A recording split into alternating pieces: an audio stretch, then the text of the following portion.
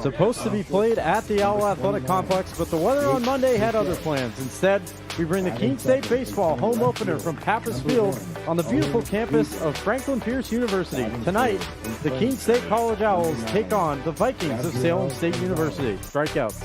First pitch from Pirog is fired in for strike one, and the home season for Keene State here is underway in 2025. And he's going to ground the first pitch to short.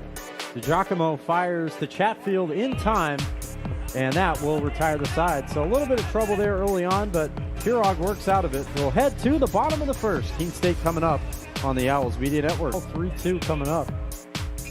And it's going to be hit in the air to right. Running over is Stafford on the run. He's not going to get it. It's going to fall, and he crashes into the fence after. McHugh is still running. Finally, he gets up.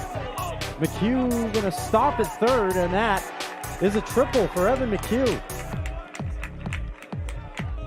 3-1 now.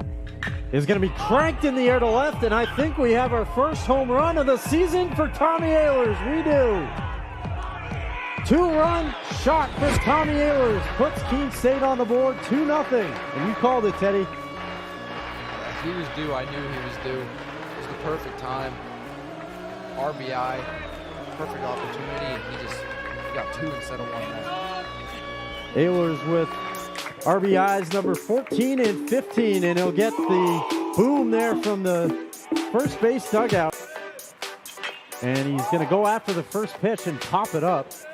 Running after it is the shortstop. Coming in, and it's going to drop. Nobody covering second either, and everybody's going to be safe. That's just a miscommunication there. 4 guys in the outfield. You got to at least one of you, maybe even 2 of you got to call. That's mine, that's mine. Stacey tried to make that play in left field. He gets a little fister there. It's going to be dived for. Throw to first. In time, the run will score as Michelson comes home. So that will cut the lead in half. It's 2-1. Coming into tonight, 9 games, just 6 innings. Obviously not 9 appearances. And that's a balk that's going to be called on him, and the run will score. Callie is in to make it 3-1. Arm out of the bullpen, see how the Owls are able to react. Lined in, fair ball down the third baseline. That's going to score 2. That's a pretty good reaction. Into second is Shea Zeno with an RBI double, and the Owls lead up to 4. It's 5-1. Sorry to cut you off. Oh, no worries. I was just about to say how the Owls would react to this new pitcher, and it seems like it's already off to a good start. Yeah, making the travel. That one line caught it short, and that's going to be a double play. Nicely flipped over there by Jake Boucher to end the inning. And swing and a miss. Finally, Joe Schlehuber gets the first strikeout of the night for the Owls. That was a good low and away breaking ball. All the stadium lights are out, but that's always when baseball's prettiest. Gets away from Callie. He fires to third in time to get him. So the at-bat will not be finished, but Stacey is gunned down to end the inning. We'll head to the bottom half of the fourth. Keene State still in front 5-1. Ehlers is third at bat again. Cranked that home run in the first, and now he's going to line this one into the gap. He'll cruise into second base with a 1-out double.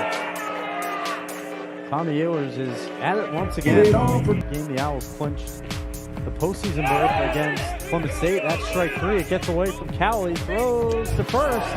Off the mitt. Chatfield can't pick it.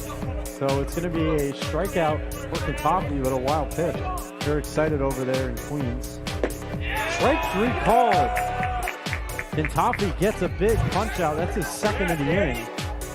And no wild pitch that time on it, but of course not earned. And it's going to be lined into center field, a base hit. So Ethan Reyna with a hit to start off the bottom of the 5th for Keene State. Not with a hit, and he's going to get a hit right here. He flukes that one into right field. Rounding second, heading to third is Reyna. The throw gets away, and now heading into second is DiGiacomo. So that'll be a base hit, but with the errant throw, Anthony DiGiacomo able to move down to second. Goes after the first one, pokes it in the left. It's going to drop down for a base hit.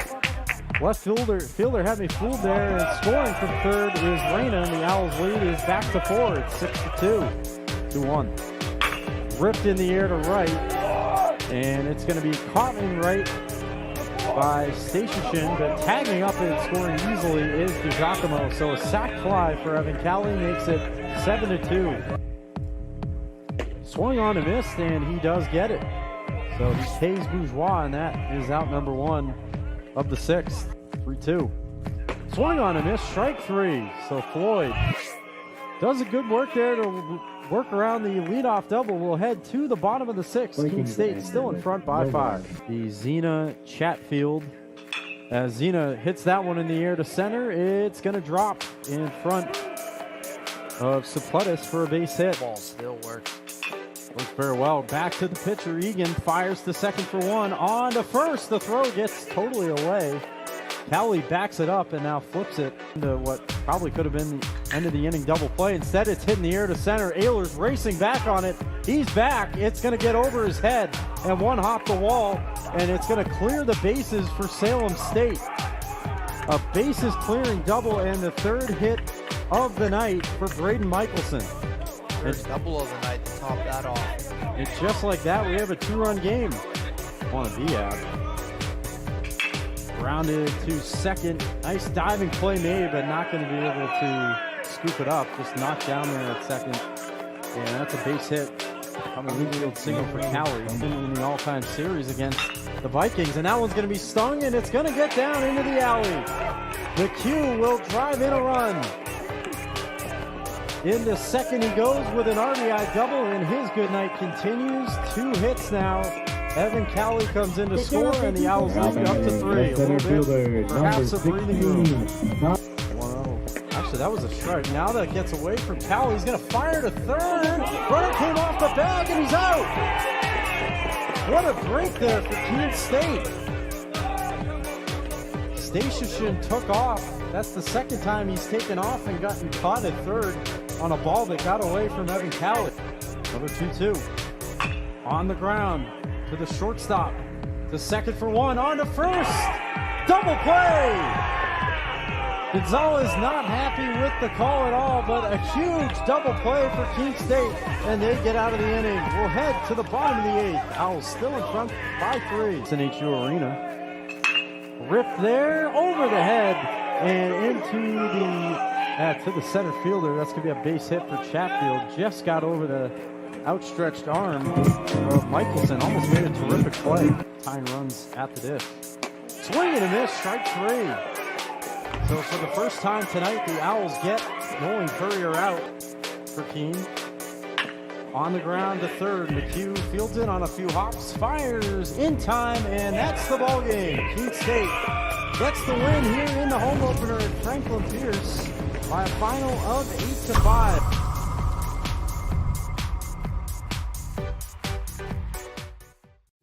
So when I ask students why Keene State, the students say unanimously it's the sense of community.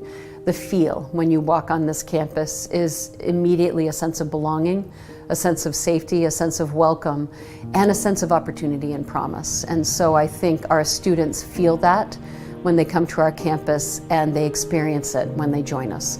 Why students choose this campus is the sense and feel, and also the opportunity and the promise of that opportunity for them when they're making the decision. And why they stay is that we deliver on that promise. We have students from urban environments, from rural environments, and when they come to Keene State in those first weeks of forming a new community, they bring all of those experiences together to create a better Keene State.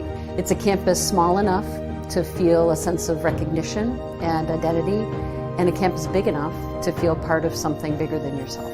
This isn't a passive experience, so please get engaged, find a club, make a new group of friends, get involved in a recreational sport activity, in an intramural sport, get involved in a creative performance, go see a show, be a part of this community and squeeze everything you can out of Keene State. And if you do that, I am confident you will have an exceptional experience and your life will be changed as a result of it.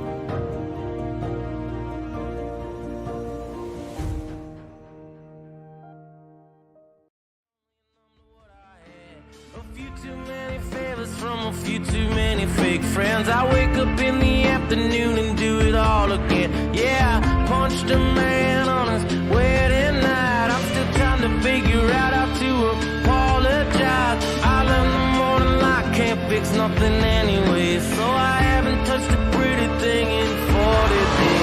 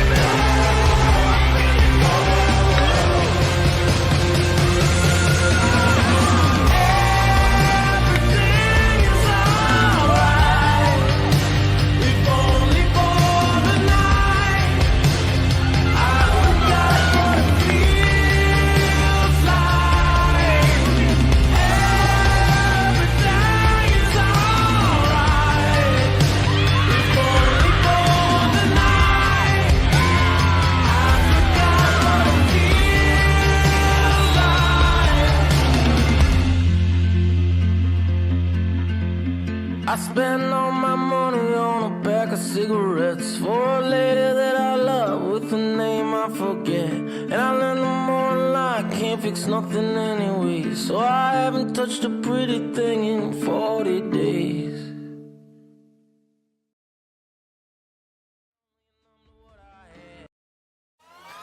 All right, pay attention. Welcome to Fandom 101. We'll cover the tools of the trade from foam fingers in the wave to the super secret wave. How's that for a course description? Lesson 1, your game starts long before the opening whistle, so arrive prepared. 2, if something piques your interest, raise your hand. And 3, work in groups. NCAA championships. Attendance is encouraged. Passion is mandatory. Get your seats today at ncaa.com/tickets. Class dismissed.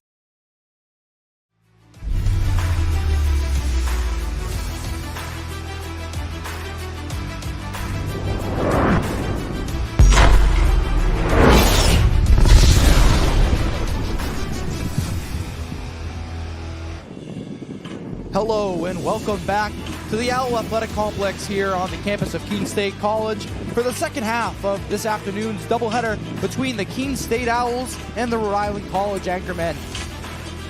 My name's Teddy Steinberg, joined today by Carson Flake. And Carson, we had a great game in the first half of today's doubleheader. Keene State comes out in a thriller. Yeah, that game was crazy. Keene State came out ahead early on, but a grand slam put RIC back to tie the game in the 8th inning. Heading into the 9th, the Owls were able to grab a little bit of a lead and hang on to it to finish off the game, winning 5-4. Yep. Ethan Calley was given the RBI double to put the Owls ahead, and then David Floyd was able to close out and get the W. And we are just moments away here from the first pitch. Starting pitcher for the Owls is Camden Thomas. He's 2-1 on the year, 16 2/3 innings pitched with a 3.24 ERA, 19 strikeouts to 6 walks, and another lefty here for the Owls. Third straight game they'll be throwing a lefty to start, and he will be going against Jason Potvin with a 7.21 ERA. No record on the year, only his third appearance. Not too many innings pitched in what seems would be a bullpen game for the Anchormen. Owls came out on top in game 1, 6-5, as we mentioned. An eventful game towards the later innings. Owls jumped out to a 5-1 lead, and then in the 8th, Lucas Pierce hit his 6th home run of the season, with it being a grand slam, tying up the ball game in the top of the 8th, but then like I said, Ethan Calley with the RBI double to give the Owls the late lead.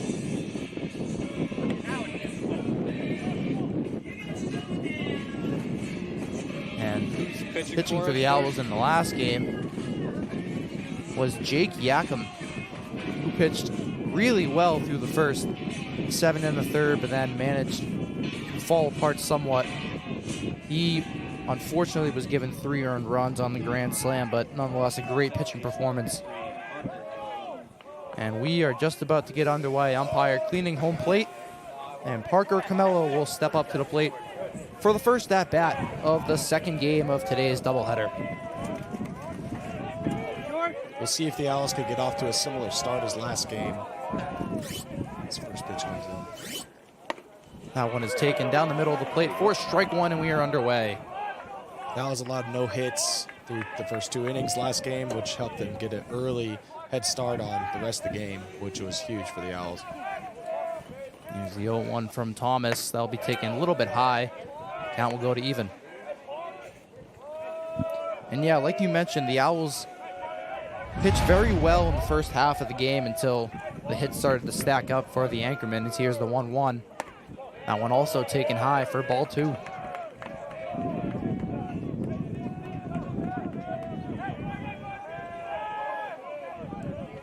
Mello went 1 for 4 in game number 1, which he led off as well, as that one will be grounded to first base, fielded by Chatfield, and that will be out number 1. Seems like deja vu there for Chatfield. He took about 4 or 5 ground balls to first base and ran it over to tag him out on himself in the first game, and now he's doing it again here in the second game early on. Now stepping up to the plate, Lucas McElroy, who was in the 2-hole for the first game as well. First pitch is lined over to second base, fielded, and out number 2. McElroy went 2 for 4 in game number 1, and now he'll start his second game 0 for 1. So now here's Daniel Trapaz.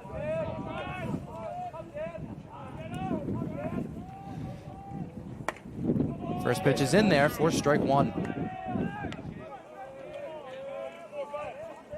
And the umpires for the first game, Mike Collier behind home plate, Matthew Grimes, have switched positions. Matthew Grimes is now behind the dish with Collier on the bases. That one will be fouled away. And Trapaz will fall behind 0-2. So Thomas, 1 pitch away from a relatively quick first inning as he deals. Managed to hold back, sign from the ump. He said he went. Strikeout for Camden Thomas, and that will do it for the top half of the first inning. We'll be right back for the bottom half as Keene State will be due up on the Owls Media Network.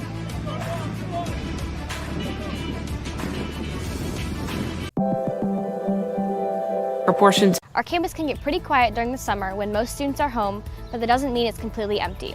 Students are working and learning here year-round. There's tour guides and student workers like me, and students are interning all over the Monadnock region.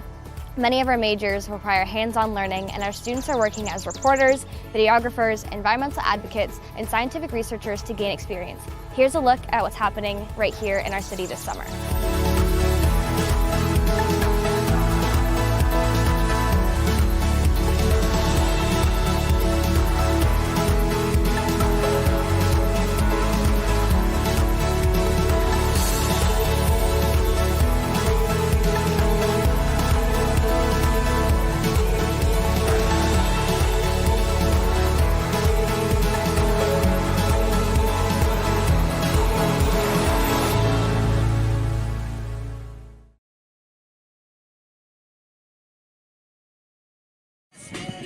Welcome back here. The Owls are due up with Evan Calley, Evan McHugh, and Tom Ehlers. Same first starting 3 from game number 1. The rest of the lineup will look something a little like this. Jonathan Chatfield playing first base will bat 4th.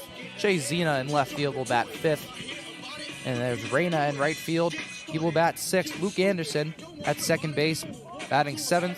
Freza will get the start behind the plate, he will be batting 8th, and Anthony DiGiacomo at shortstop will be batting 9th. Starting pitcher for the Anchormen, as we said, Jason Potvin. No decided record on the season so far. Pitched only 4.2 innings with a 7.71 ERA and a whip of a 1.5.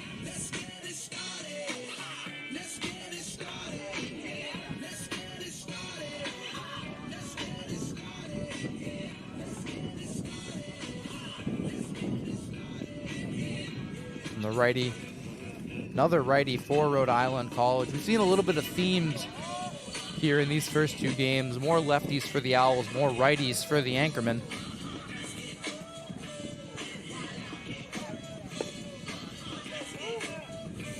As Potvin, the sophomore out of Tiverton, Rhode Island. Potvin's third game of the season, rather, with just over 4 innings pitched, 4 2/3 that is. He's allowed, his first game on 228, he allowed no hits and no runs through 1 inning, and then his second game, he allowed 4 hits, 4 runs, and 4 errors through 3 2/3 innings. We'll see if he can get off to a better start here. Here's Evan Calley, who was behind the plate in game number 1 at the designated hitter spot for game number 2, as he'll take ball 1. Calley with the late game heroics in game 1. He had the go-ahead RBI double, and then he had a pickoff attempt in the top of the 9th. As he'll take a strike here and even up the count.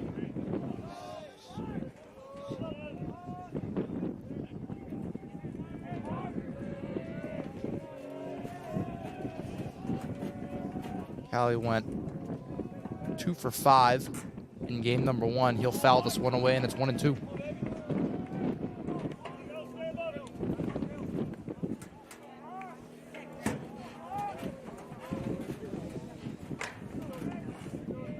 Evan McHugh on deck. He will play third base again for the Owls.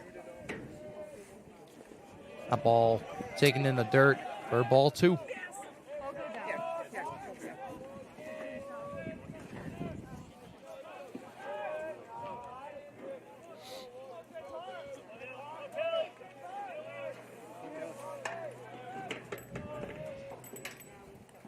Potvin deals.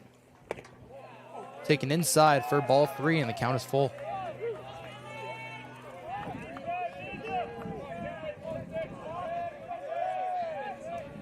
The wind has picked up a slight bit since the end of game 1. A little more chilly out here.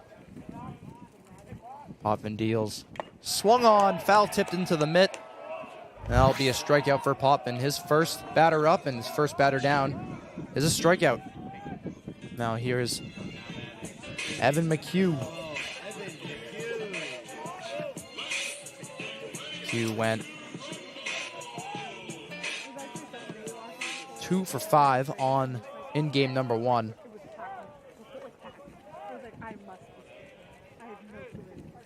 Here's the pitch. It'll be taken for strike 1. McHugh 405 on the year. Great start to this season. The 0-1 is in there for strike 2, and McHugh is quickly behind 0-2, both pitches looking.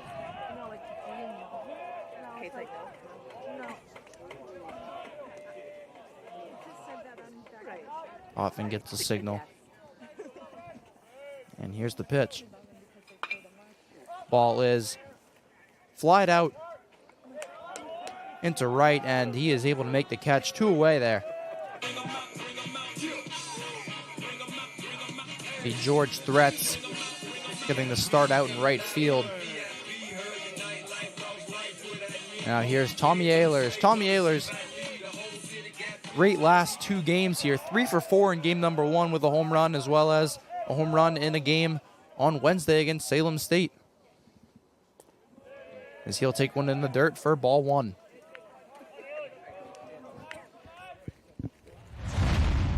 Tommy Ehlers, the junior out of Salem, New Hampshire, went to Salem High School.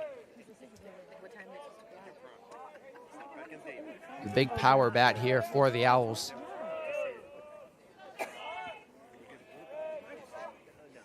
Here's the 1-0. That ball is grounded to short. It gets by the glove of Rivera and into the outfield. Nailers will start the second game off with a base hit right where he left off. Ehlers has been hot as of late here for the Owls. Seems like he's been bringing the spark for the offense that Keene State has needed. So we'll see if that could give a little bit more momentum here for the Owls, even though they have 2 outs. We'll see if that will credit Rivera with the error. We'll see about that later, but here's Jonathan Chatfield. 313 on the year. He leads the team with 3 home runs as he'll take one low for ball 1.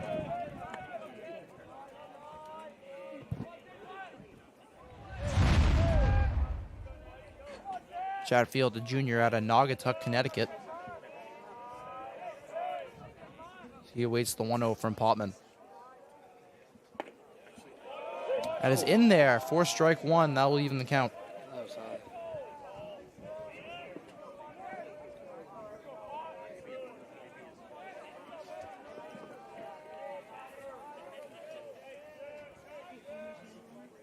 Chatfield also, he went 2 for 4 in game number 1.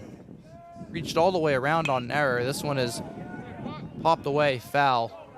It'll be 1-2.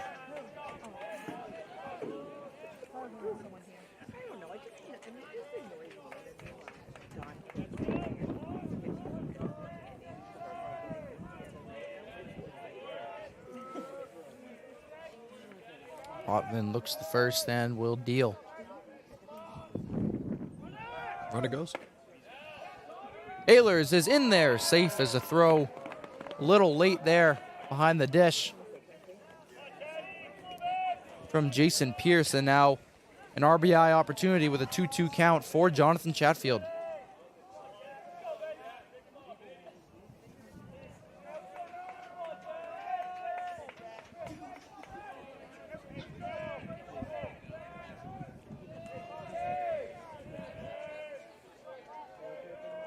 Potman likes the pitch he's offered.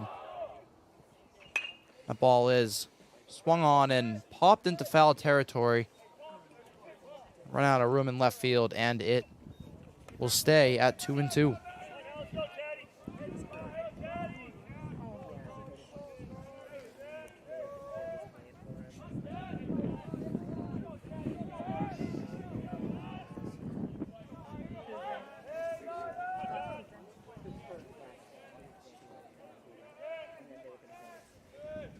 That ball is up and inside. The count is full.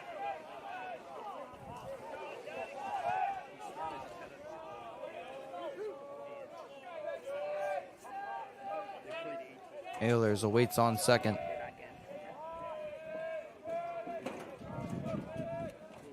Potman ready and fires. Popped up, foul. They'll manage to go into fair territory, but Perillo is there to make the catch, and that will do it for the Owls. 1 hit, no runs. We'll go to the top of the second, and we'll be right back.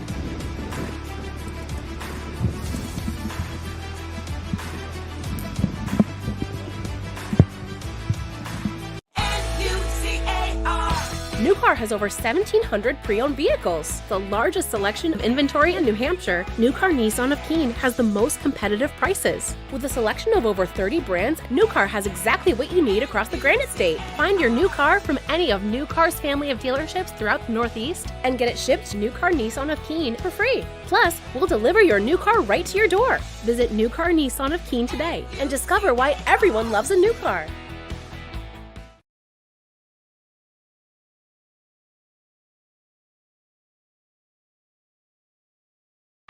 When we put this uniform on, we're preparing to serve our home state of New Hampshire. We serve part-time in our own communities and for our families and friends. In any emergency or disaster, you can count on the soldiers of the New Hampshire Army National Guard to be there. Our mission here at home is to make life better for everyone, and the benefits we earn help us improve our own lives. Learn more about part-time service with the New Hampshire Army National Guard at nationalguard.com/NH. Welcome back here for the top of the second inning. due up for the Anchormen is Lucas Pierce, Isaiah Rivera, and Cal Perillo. Yeah, normally I'm not on the mic or on the camera. Lucas Pierce hit that grand slam in game number 1 in the top of the 8th inning to tie the game up at 5. That was his 6th home run of the year. And here's Thomas with the deal. And he'll take it low for ball 1.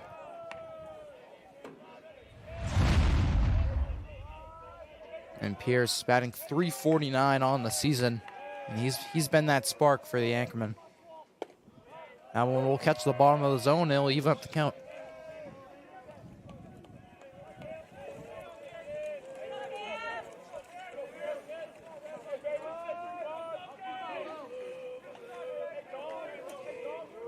Here's Thomas with the 1-1, fouled away, and it'll be 1-2.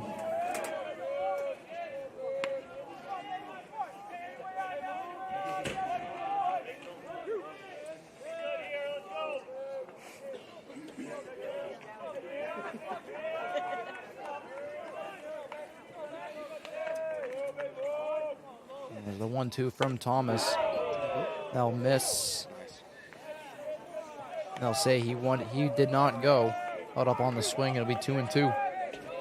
Yeah, Lucas Pierce came off to a slow start, but then really turned it around in the back half of the first game.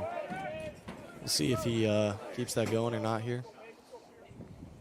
That pitch is in there for strike 3.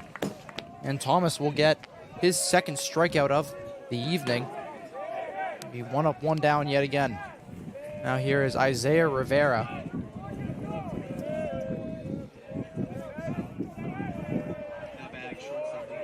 Rivera went 0 for 4 in game number 1 with 2 strikeouts. Here's the pitch. That pitch is belted into left field, left center, and it will get down for a base hit. Ehlers will be the one to come up with it. Rivera's going too. He will be in there safely with a 1-out double. So he'll start off the 2nd game very nicely. We've seen the outfield grass really put a different aspect to the game with the ball just literally dying the second it hits the ground. In the first game, we saw it a lot, and we see it again here in center field. Yeah, and you can see that Ehlers kind of struggled with how the ball was going to play because of that bounce. It caught the spin, and that allowed Rivera to get into 2nd. Here's Cal Perillo. He'll take the first pitch in the dirt for ball 1. Have to give props though to the grounds crew for getting this game, getting this field ready for this game this early in the season.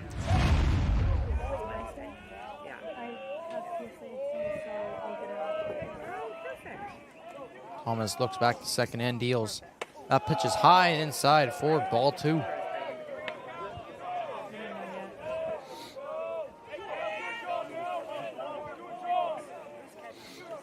Cal Perillo, a 5th year on this RIC team, was last year at Division I Stony Brook. Before, he was here in Rhode Island for his first 3 years, as he'll take one low again, and now it's 3-0. And so he started here, first 3 years, transferred out, and now he's back.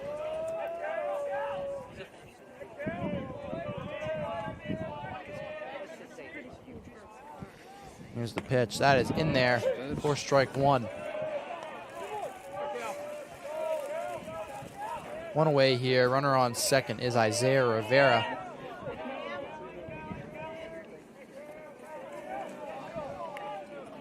And Thomas is ready to deal. Pitch is nubbed out in front of the catcher. Easy play to first, and there's 2 gone. Rivera will stay at 2nd.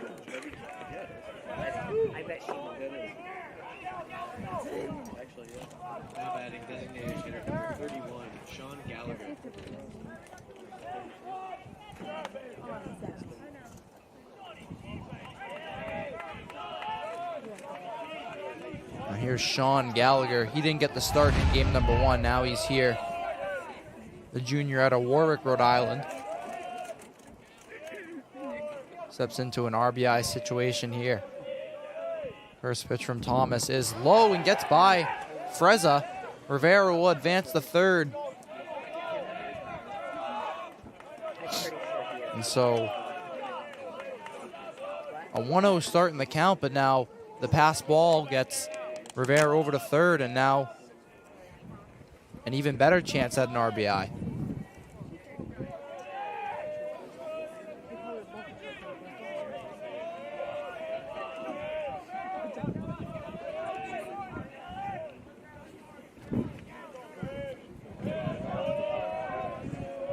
Here's the 1-0. In there for strike one. That'll even up the count.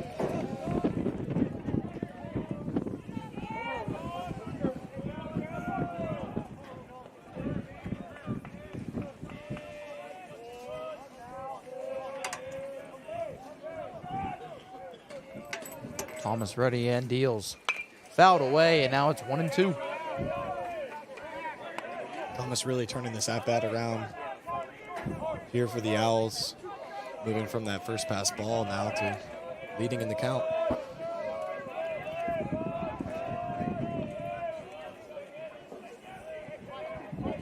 This will be a good one pitch away from getting out of a somewhat of a jam here, and that is taken outside for ball two.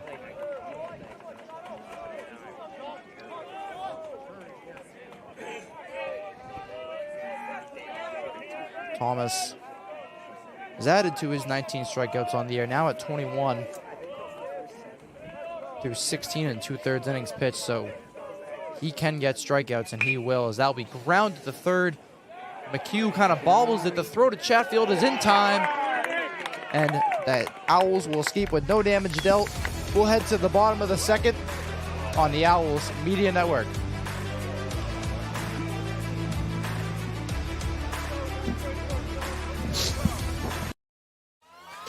All right, pay attention. Welcome to Fandom 101.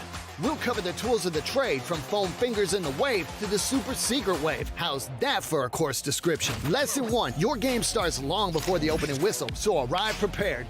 2, if something piques your interest, raise your hand. And 3, work in groups. NCAA championships. Attendance is encouraged. Passion is mandatory. Get your seats today at ncaa.com/tickets. Class dismissed.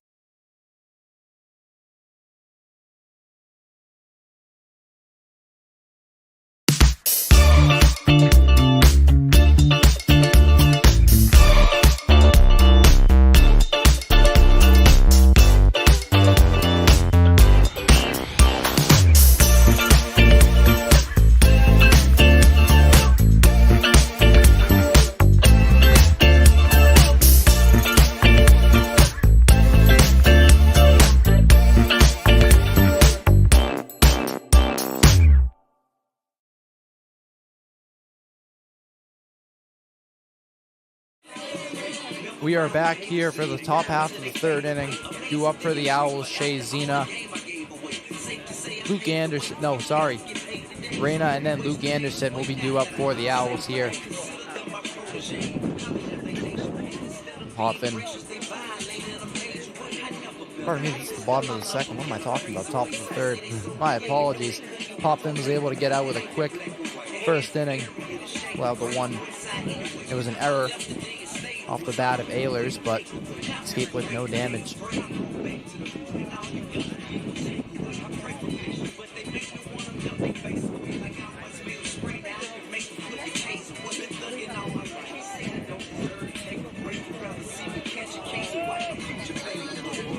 So here's Shea Zena stepping up to the plate. 1 for 3 in game number 1. With a base hit, and he was walked as well as a sacrifice fly.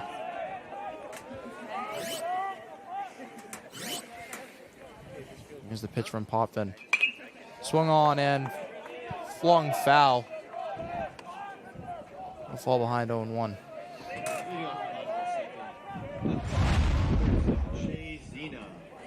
Zena, the senior out of Greenville, New Hampshire.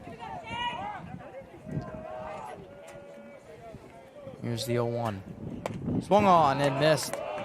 And Zena is behind 0-2. Zena just got a little bit ahead of that pitch there.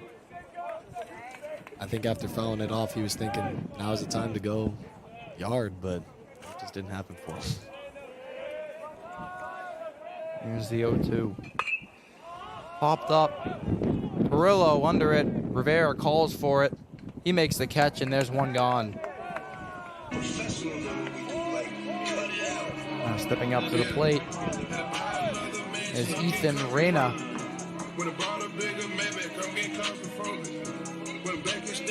He went 2 for 4 in game number 1 with 2 base hits. Batting .267 on the season.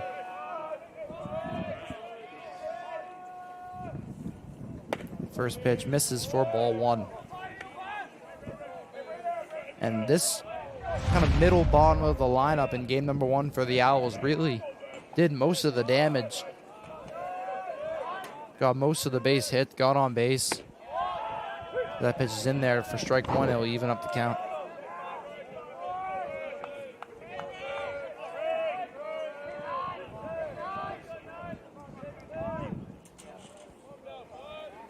There's the 1-1 fouled away. And Reyna is now behind 1-2.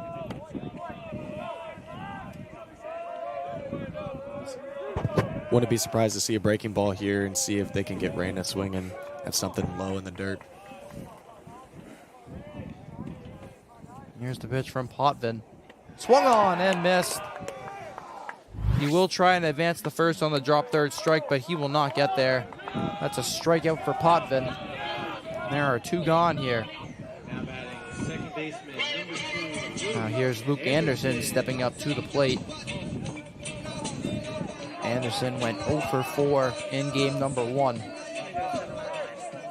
Struck out twice. He's hoping this game will be a little better.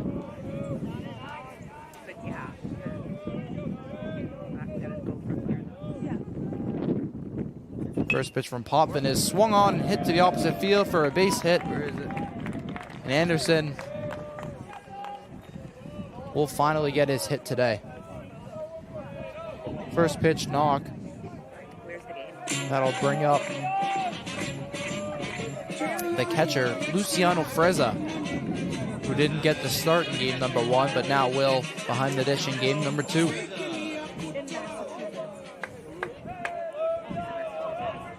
Frezza on the season is 2 for 8 with a .250 average. The first pitch is low for ball 1.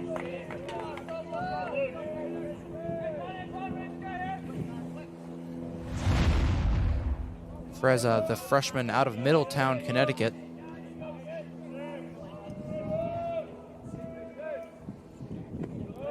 Pitch is low and away for ball number 2. Frezza getting his 5th game here so far in his college career. He's struggled in the past, but hopefully he can turn it around now that he's got the nod for the start. Here's the pitch from Potvin. That one is swung. Hit to right in foul territory, and that will get out of play. It'll be 2-1.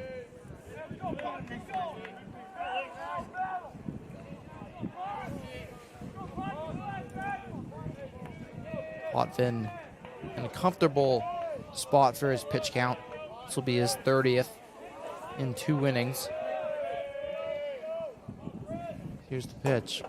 Swung on and missed for strike 2.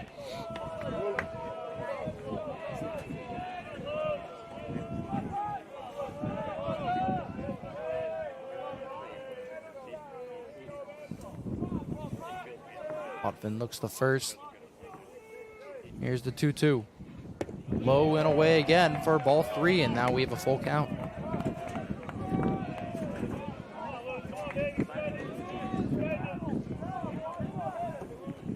Anderson will be running here with a 3-2 and 2 outs.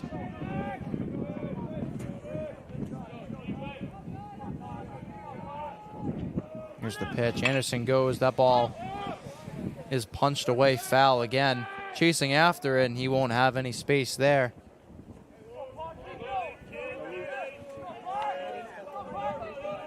That's George Threats out in right field. And Frezza will live to see another pitch.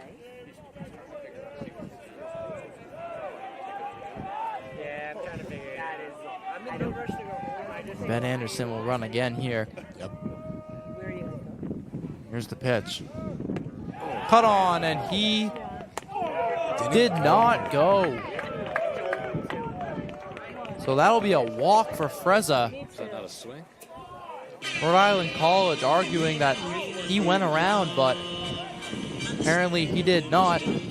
That's what's tough here at the D3 level. They only have 2 umpires out there, so after that runner gets on base, the umpire's got to rotate to the middle of the field and doesn't get that exact perfect look down the line on the first base side. Now here's the freshman Anthony DiGiacomo with 2 outs with runners on first and second. First pitch is in there for a strike. DiGiacomo batting .326 on the season. Good start to his collegiate career out of Marston Mills, Massachusetts.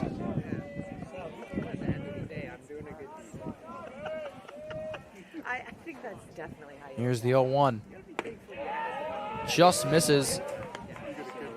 4-1 and the count is even.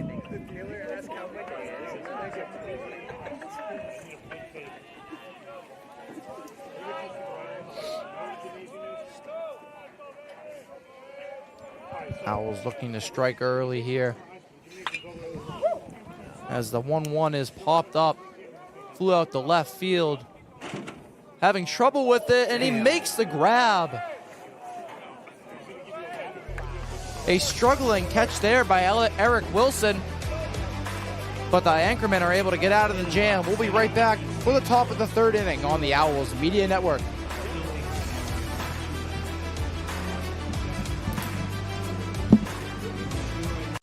When we put this uniform on, we're preparing to serve our home state of New Hampshire.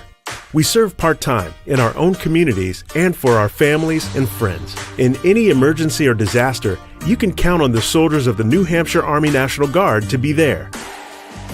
Our mission here at home is to make life better for everyone, and the benefits we earn help us improve our own lives. Learn more about part-time service with the New Hampshire Army National Guard at nationalguard.com/NH. Looking for a new car? It's time to visit New Car Nissan of Keene. 600 new Nissan cars, trucks, and SUVs are available right now. Plus, New Car Nissan of Keene has the most competitive prices.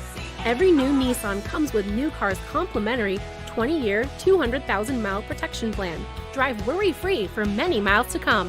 Visit New Car Nissan of Keene today and discover why everyone loves a new car.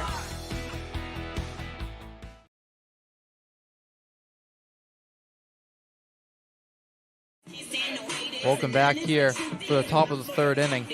2 up for the Anchormen. It is Eric Wilson, George Threats, and then Parker Camello. Wilson and Threats will see their first ABs of the day. Camello will see his 6th. As we finish up first round of the order for the Anchormen. Camden Thomas was able to get through the first 2 innings with relatively no trouble. Allowed a double to Rivera, but ended up allowing no runs as the first pitch in there misses. 4-1. Wilson with a perfect batting average so far in the season. Granted, he's only had 2 at-bats all season against Bridgewater State and Wheaton, Mass. So that pitch catches the corner for strike 1. Yeah, Wilson, a strong start to his sophomore year, yet little opportunity. Here's the 1-1. That pitch is chopped foul. And it'll go to 1-2.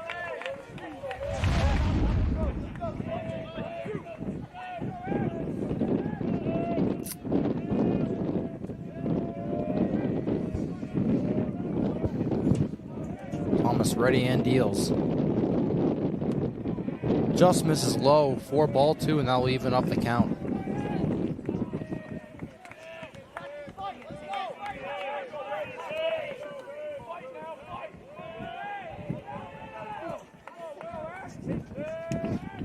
Nod from Thomas, and he fires. That'll be grounded hard, foul.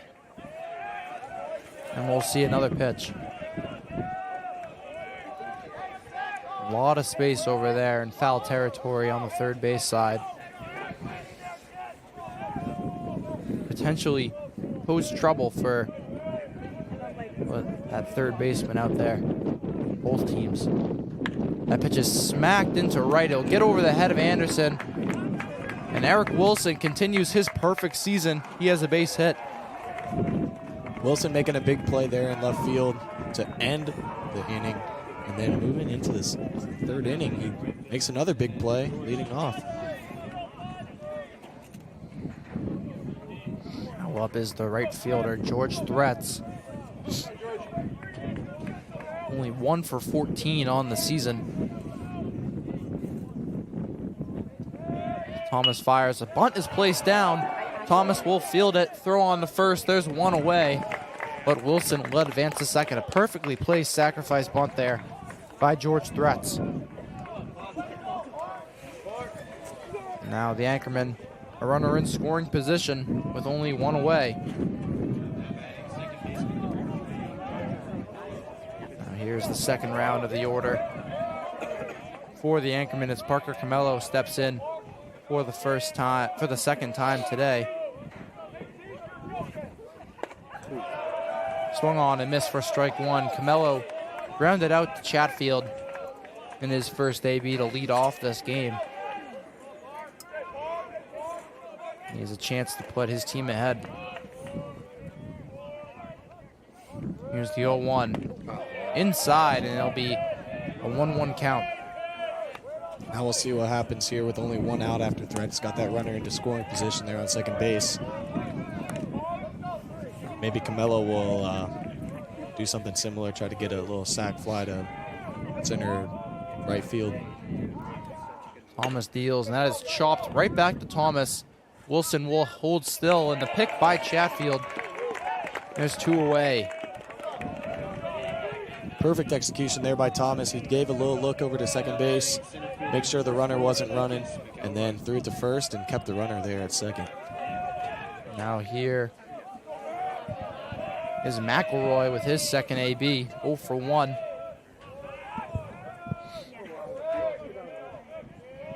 And he now has the chance to put the Anchormen ahead. That first pitch is hit out into center. Ayler's under it. He'll make the grab, and that'll do it for this half of the inning. Still no score here. One stranded for the Anchormen. The Owls will be due up for the bottom half of the third inning on the Owls Media Network.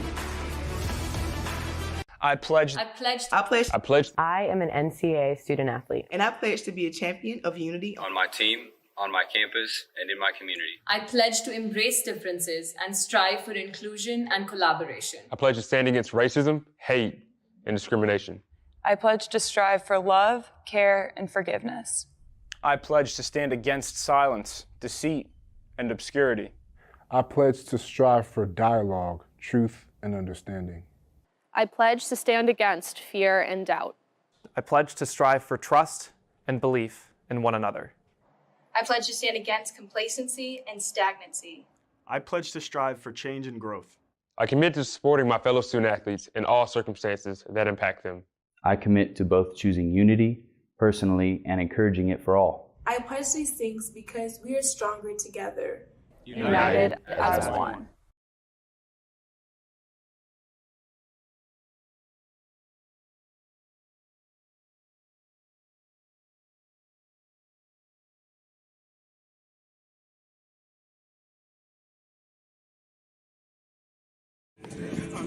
Welcome back here for the bottom half of the third inning. Due up for the Owls is the top of the order yet again. Evan Calley, Evan McHugh, and Tommy Ahlers will start us off for the third inning. And no score here. A few hits for each team, 2 for the Anchormen and 1 for the Owls. Relatively pitchers here, Thomas and Potvin, have limited as much damage as possible. Yeah, Calley had a leadoff strikeout swinging after a 3-2 count, and hopefully he turns that around here for the Owls. And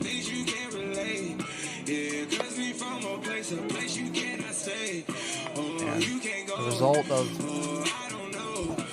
these 3 batters in the first inning, Calley ended up striking out in his first appearance. McHugh popped up to second base, and then Ahlers reached on an error, made it to second, but was unable to score as Chatfield ended up popping out as well. And here's Evan Callie.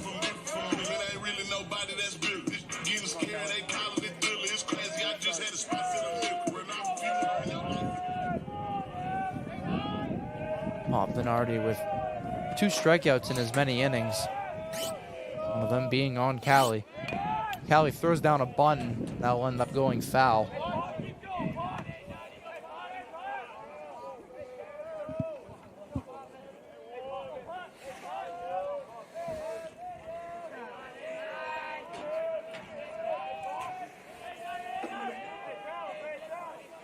Callie awaits the 0-1. Pitch misses and 1-1.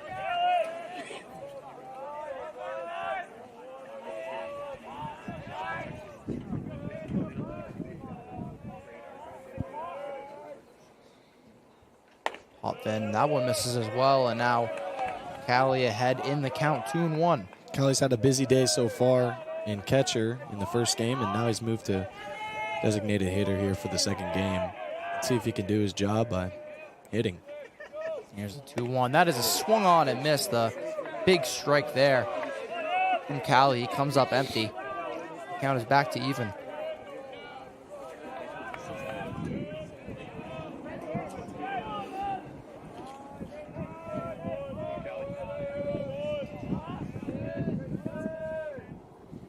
Two misses low, and it's full count for the designated hitter.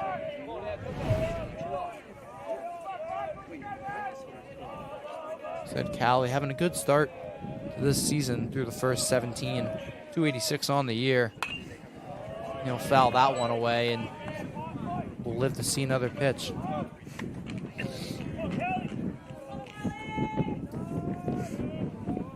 It's a really good swing there by Callie. Didn't get the pitch he was wanting, but needed to stay alive here in this at-bat, fouling it off.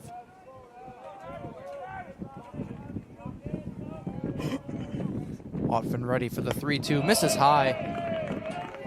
And Callie will get a free base. Leadoff walk here for the Owls, as here comes Evan McHugh. We saw what happened last game with the leadoff walk for RIC. They did not do well. The Owls were able to get a run last time. They had a leadoff walk to begin. And that was the Evan Callie go-ahead RBI double in the bottom of the 8th in game number 1. Q is 0 for 1 today with a pop out. Callie goes, but McHugh fouls it off, and Callie will have to return.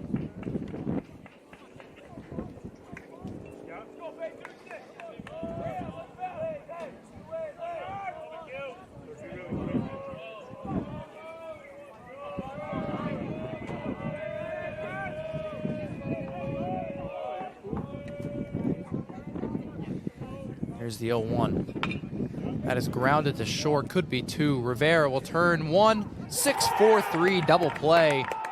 And the Owls are retired. We'll go to the top.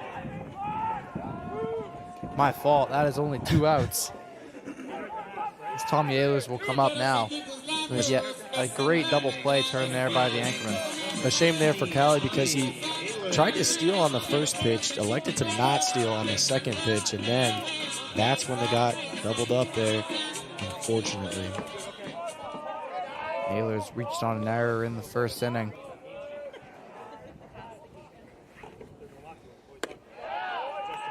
That one misses for a ball.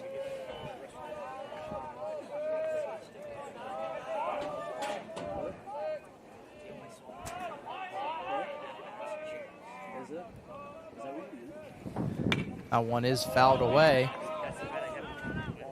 Count will become even.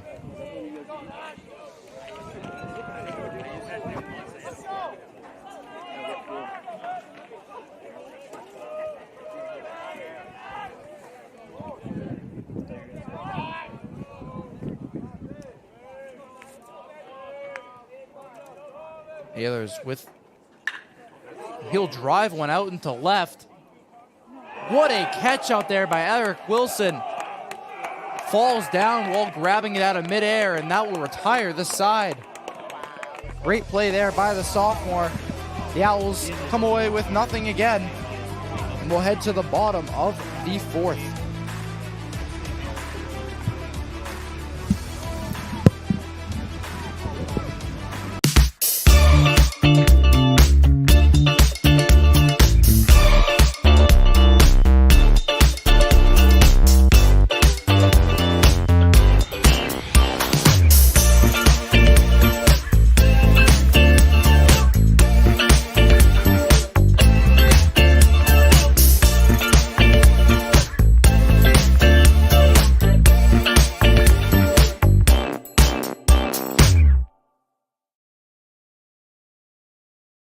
Fenton Family Dealerships, Tri-State area's best selection of new and pre-owned cars, trucks, and SUVs, has state-of-the-art service facilities and services all makes and models. Home to an exclusive lifetime powertrain warranty and no extra cost to you. Locally owned since 1986. More information at FentonDealerships.com.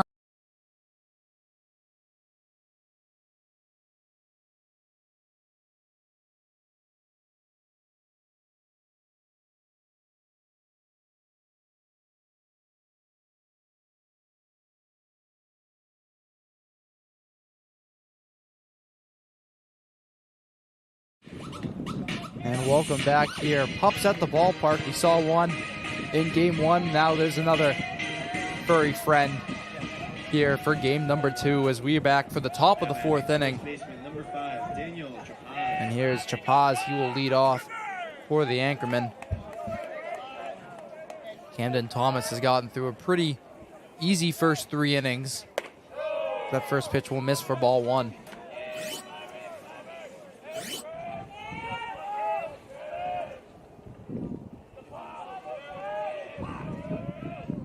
As we mentioned in game number 1, this doubleheader is the start of the conference schedule for the Owls. Rhode Island College had a doubleheader with Southern Maine last weekend. They lost both of those games and now lost game 1. They fell to 0-3 in conference play. The Owls to 1-0 as that one will miss, and it will go to 3-0 here. So another 3-0 count for Thomas. Here's the pitch. That's in there, finds the zone, and it'll be 3-1. Yeah, really good start there for the Owls to get 1-0 in the LEC, and then if they win here today, they'll be back up to 500 on the season. The 3-1 is swung on and missed, and now the count is full. Great work by Thomas to work back in the count here, throwing the strike and then getting him swinging here. Big pitch coming up. Thomas will. That ball is ripped into right for a base hit. So Trapaz will start his second at bat. He'll get on base here. Lead off hit for the Anchorman, and now is Lucas Pierce. Struck out in his first at bat.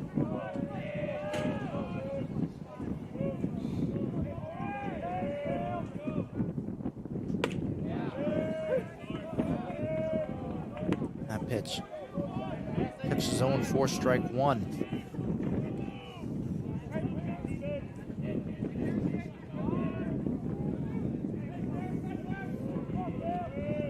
Pierce started game 1 as a designated hitter. He is behind the dish for game number 2. That one is chopped to third. Throw to first is in time, and there'll be one away. But Trapaz will move up to second.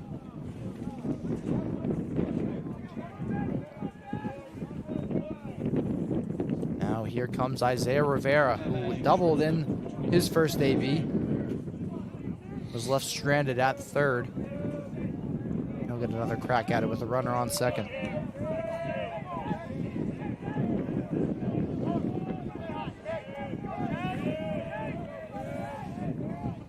First pitch is swung on and missed for strike 1. We saw a lot of that in the first game from the Anchormen. They really attacked the first few pitches, and it seems in this one they've laid off a little bit.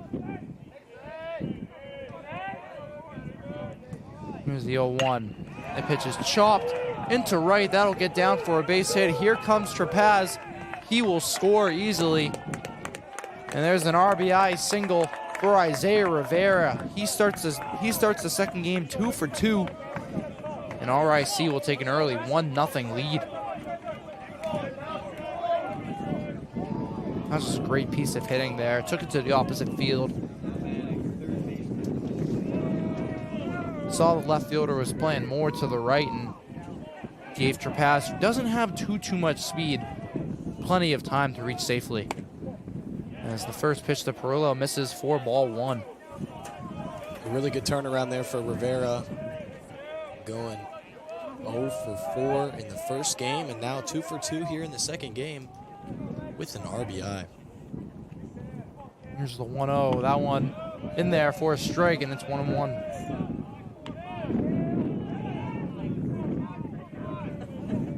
Perillo also struggled in the first game and rounded out in the second inning. He is 0 for 5 on the day for the 5th year. The 1-1. That is smoked into right. Back is Reyna. They'll split the gap.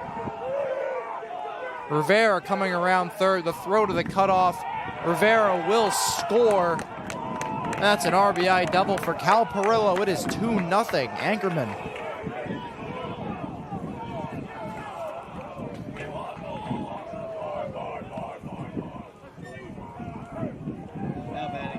Perillo will get his first knock of the day in his 6th at bat. Now here's Sean Gallagher, starting at DH today.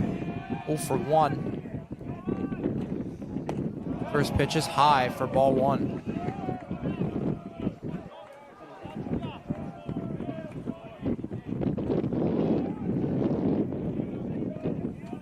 Now, still have only 1 out now, the runner on second. That pitch misses. It'll be 2-0.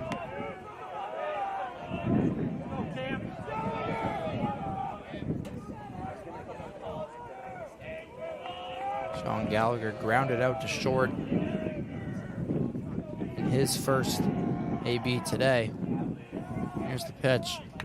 Fouled away, and oh, that caught Frezza right in the mask. Seems to be shaken up a little bit. Looks like he seems to be all right, though. He gives his thumbs up to the dugout. He's okay.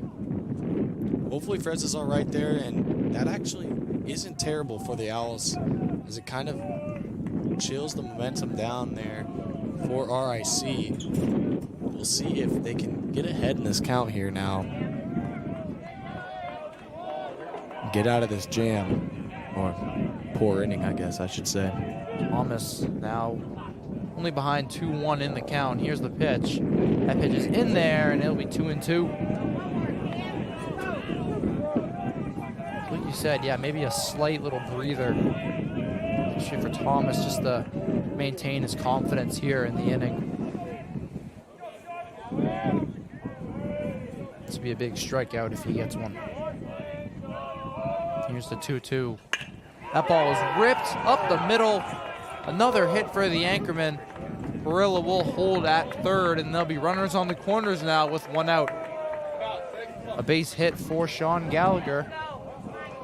RIC putting together a real nice inning here with 3 hits in a row and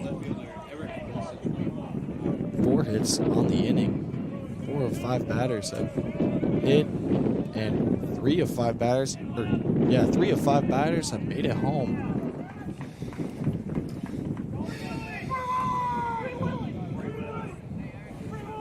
Now here's a little mound visit from Coach Blood as the infield will gather together. Give Thomas some words of reassurance. Can't tell who's in the bullpen there for the Owls, but they do have someone warming up.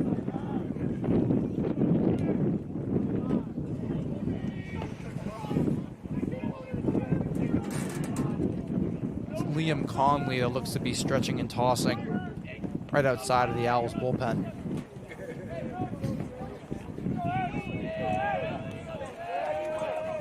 Wilson is already 1 for 1 today. Get an opportunity, 1 out with runners on the corners, possibly widen Rhode Island College's lead even more.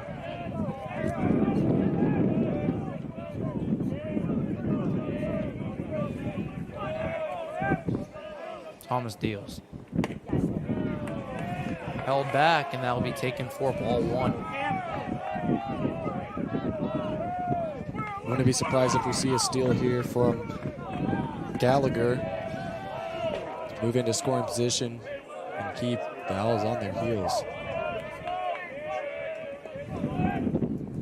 Here's the 1-0. Swung on and missed. Tip into the mitt of Frezza, and they'll be 1-1.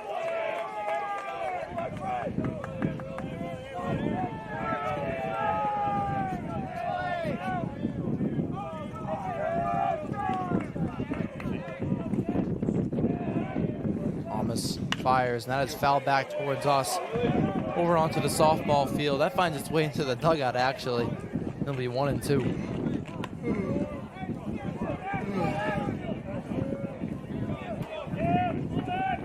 I mentioned earlier, Wilson 1 for 1 on the day, which also makes him 3 for 3 on the season. And here's Thomas ready. Outside for ball 2. And Thomas, his pitch count starting to go up at 57 pitches now, only through 1/3 of the 4th inning.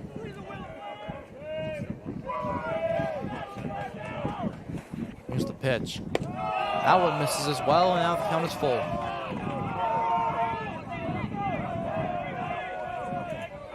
Big pitch here. Thomas.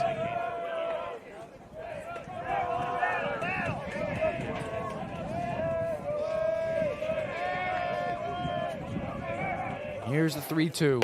That one misses, and it'll be a walk.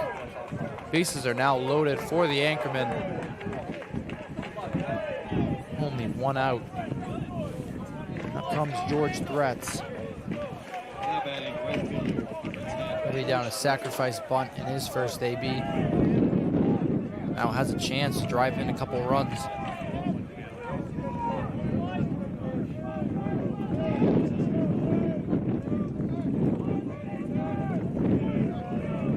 Liam Conley has gone from stretching and tossing to warming up, as Thomas will miss again for ball 1.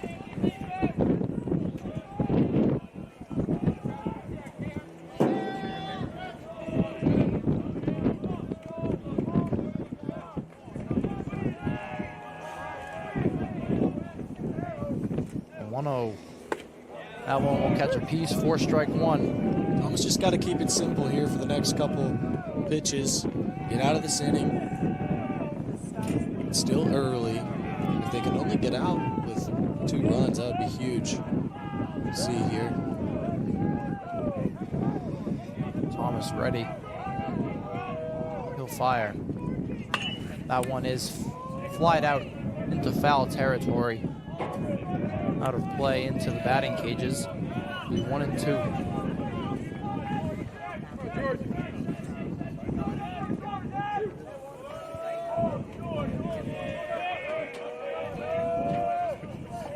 Big pitch here for Thomas. 1 out, bases loaded, 1 and 2 on the way. That one will miss, and it'll be even at 2 and 2. That's a real good pitch there by Thomas, but Threats has a good eye on that pitch.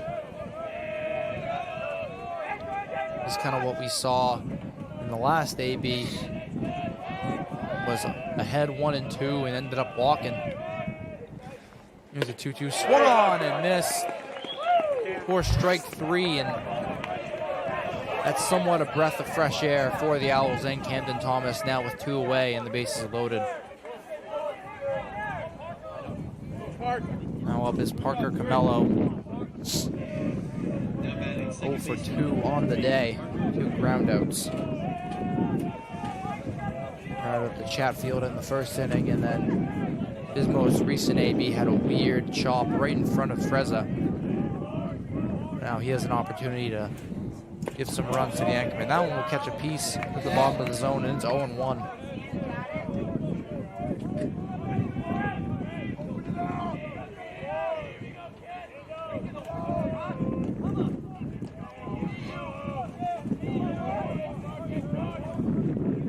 Thomas ready, and he'll fire. That one will just miss, and it'll be another 1-1 count. Pitch count for Thomas up to 66 now.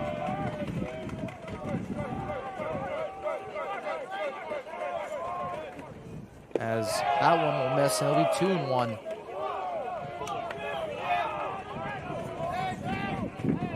Another real nice pitch there by Thomas, but RIC doesn't want to bite for those low breaking balls. It seems like they've learned a little bit from game number 1 as they attacked very early. Did not go too well for them, and now they're being a little more patient, and it's working out. That pitch will miss outside for ball 3. Yeah, Thomas with only 3 strikeouts through 68 pitches pitched. Definitely probably will not see him in the next inning. Hopefully he can get out of it here. That pitch finds the zone for a strike, and the count is full. So full scoreboard here. Full count, 2 out, bases loaded.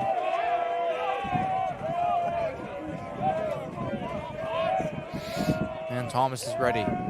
He deals. Grounded over. Anderson will field it, throw over to Chatfield in time, and that will retire the side. The Anchormen get 2 across, but the Owls are able to maintain some more damage. Stranding 3 will be back for the bottom of the 4th inning.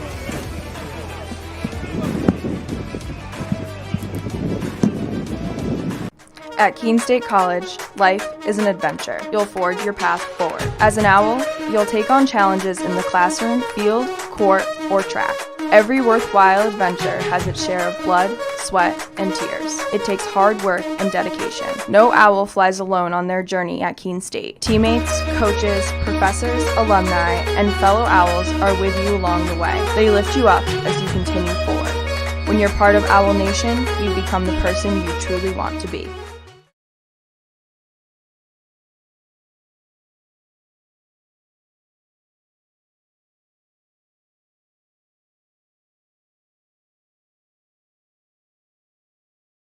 Fenton Family Dealerships, Tri-State area's best selection of new and pre-owned cars, trucks, and SUVs, has state-of-the-art service facilities and services all makes and models. Home to an exclusive lifetime powertrain warranty and no extra cost to you. Locally owned since 1986. More information at fentondealerships.com.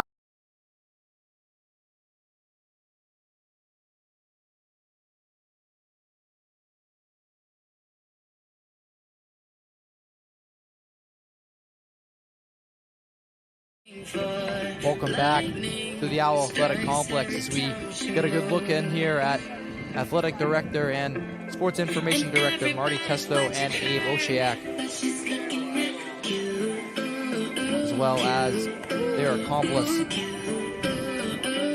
as we are here for the bottom of the 4th inning.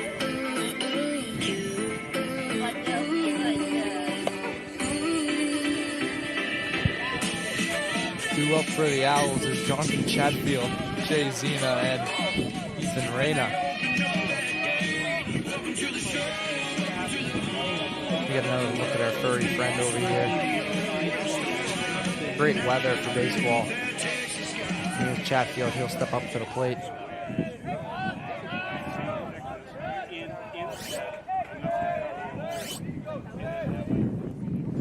Here's the pitch, that one will drop down the right field line. Chatfield going for 2. He will get 2, and he'll get in there standing up. A first pitch leadoff double for Jonathan Chatfield. Perfect hit there by Chatfield, just barely inside the foul line. Gets him to second base to start off this inning on 1 pitch. It's a great momentum boost for the Owls if they need one. Now Shea Zena, the power bat, stepping in already with an RBI opportunity.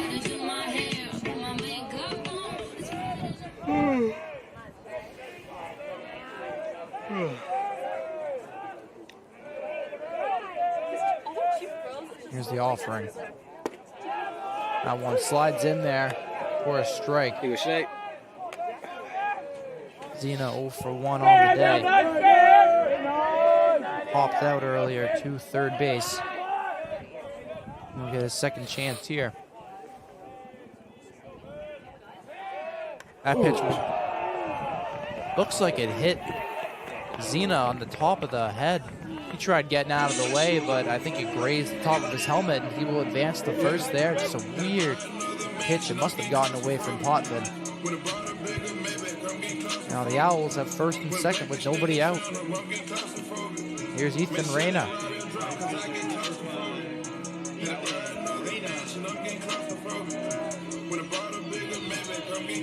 Reyna struck out in his first at-bat of this game, and now he's in a lot better of a position here with 2 runners on. Here's the pitch from Potvin. Bunt attempt goes up. Potvin dives for it, but comes up a tad bit short. It'll go foul. Gotta love that effort from Potvin. Giving it all he's got to try to make the big play, but wasn't close enough.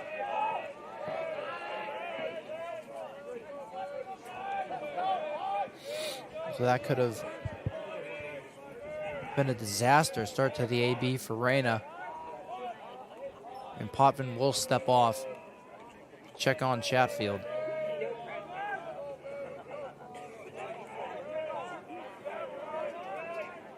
Potvin ready.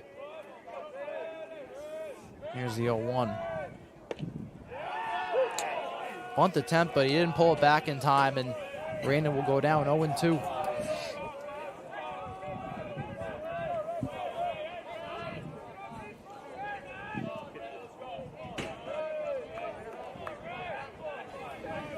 This will be a big out here for Potvin as he deals.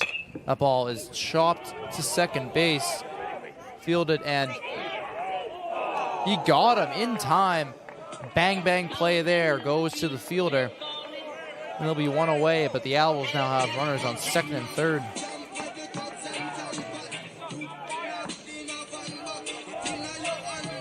Yeah, umpire Mike Collier in the field for this game, like Teddy mentioned earlier on, making a big call on a very close play. Either way, that moves runners both into scoring position here for the Owls with only 1 out. Here's Luke Anderson. 1 for 1 today with a single. That first pitch will slide in there for a strike.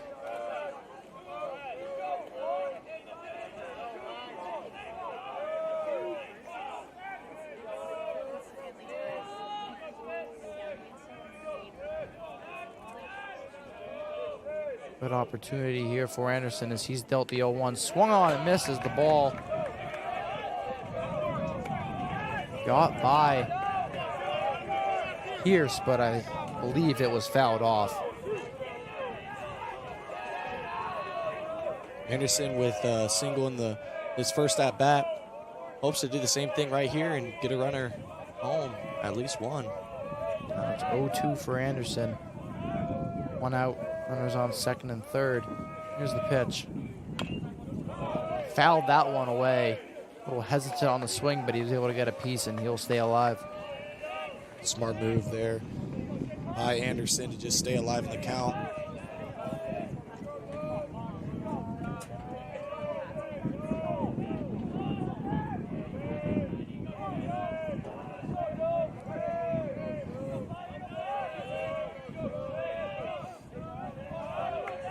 Potvin is ready. He'll deal. That one caught the inside corner, and Anderson sits down looking.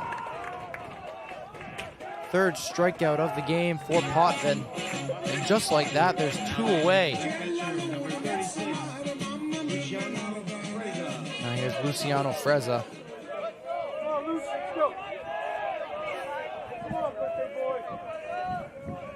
Was walked in his first plate appearance today.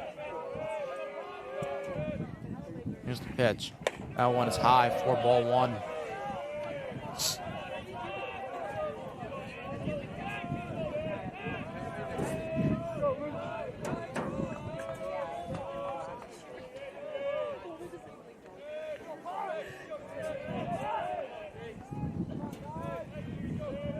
1-0.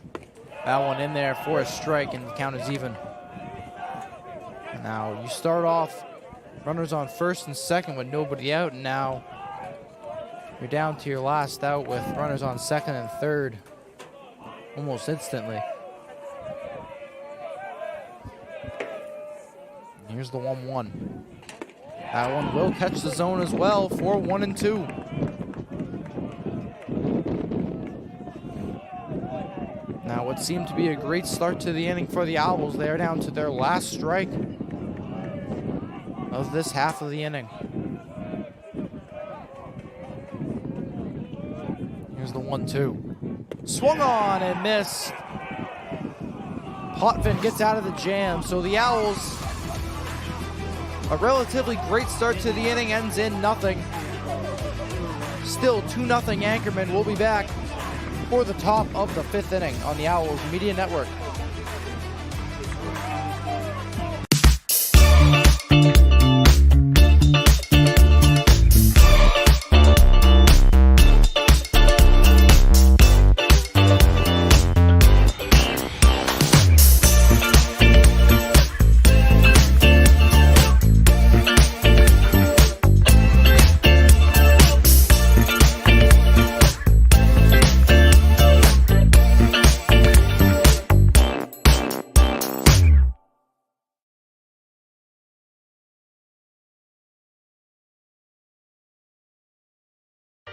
When we put this uniform on, we're preparing to serve our home state of New Hampshire.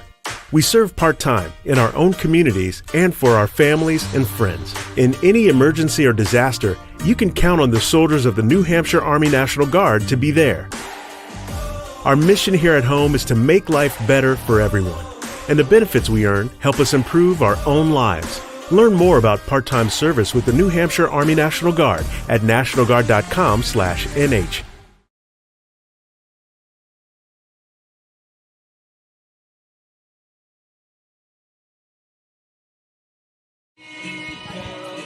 Welcome back here for the top of the 5th inning. Rhode Island College 2, Owls 0. The Owls stranded 2 in the last inning. Listen to Sweet Caroline being played in the ballpark right now. An American classic right there. Yeah, not too sweet for the Owls at the moment, though. Now batting the center fielder, number 4, Lucas. Now here's McElroy. His 3rd time up. First pitch misses for a ball. This guy's still pitching. McElroy 0 for 2. In game number 2. Here's the 1-0. That one is ripped and will get down for a base hit. As Thomas stayed in there for this AB, and I'd like to assume this will probably be his last batter or inning. Lead-off knock there for McElroy. Now here's Trapaz. He's 1 for 2.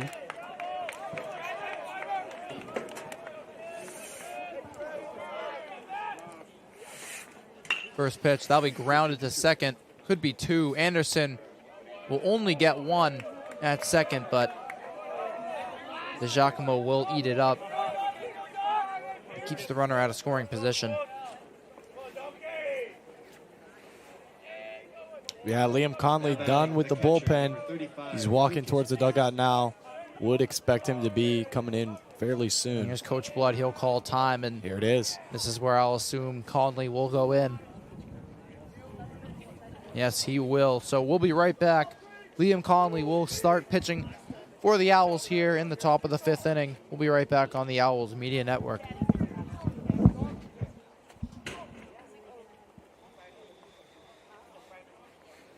Now pitching for the Owls, number 8, Liam. I remember writing in the 2nd grade that I wanted to be a teacher, and I always knew that I was going to be a teacher. I started school a year early, and it created challenges for me because I wasn't able to pick up material as fast as the other students. Outside of school, my Jaju would quiz me on my math facts and read with me. It showed me that even though I had challenges in school, there were still people who wanted to help me. In high school, I knew I had to work harder than everyone else to get the same results, but I had teachers that would help me in subject areas outside of their own because they could relate to how I felt. The way these interactions with my Jaju and my teachers made me feel while I was learning is the inspiration for how I'd like my students to feel. I'm able to build relationships and be vulnerable with my students when they're struggling because I've been in their shoes and I know exactly how they feel. Being able to relate to them from my own experience has become a massive asset in becoming a teacher.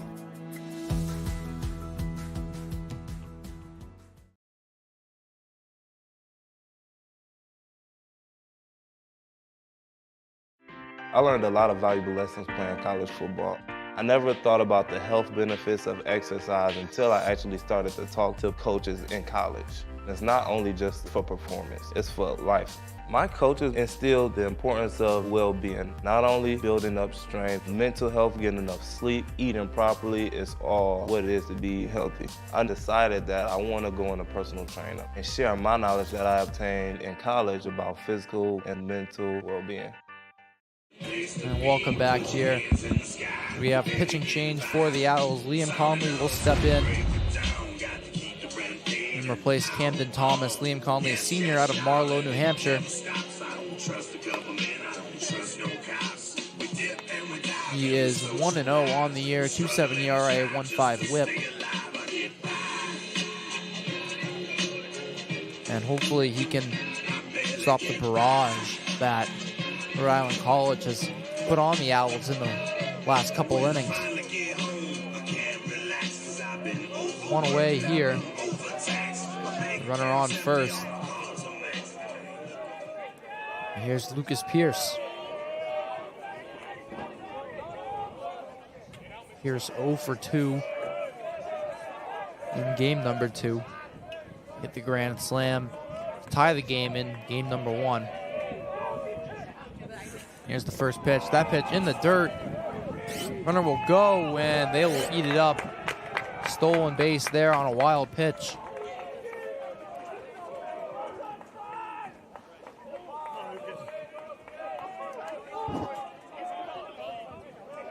The count will go 1-0, and now with the runner in scoring position for the Anchormen.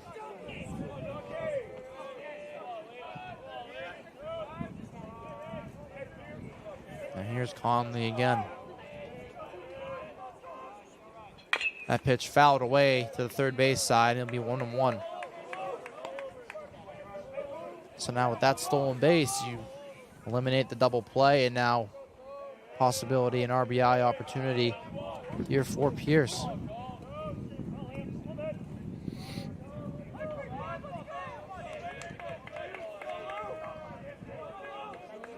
Here's the 1-1. In there, 4 strike 2, and now Conley ahead in the count.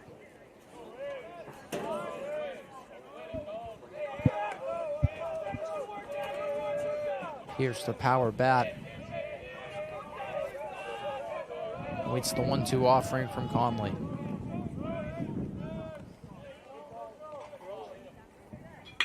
Swung on in. Hit out to center. Hit well. Ayler's back. That ball is gone. Lucas Pierce with his second home run of the day. Doubles the Anchormen's lead. It's 4-0. His 7th home run of the season. That ball was smoked.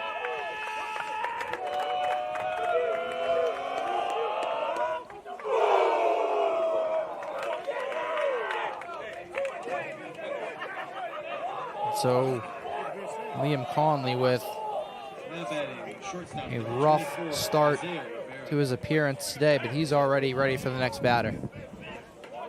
Here's Isaiah Rivera. He's 2 for 2 in this game. Here's the pitch from Conley. That one finds his own 4 strike 1.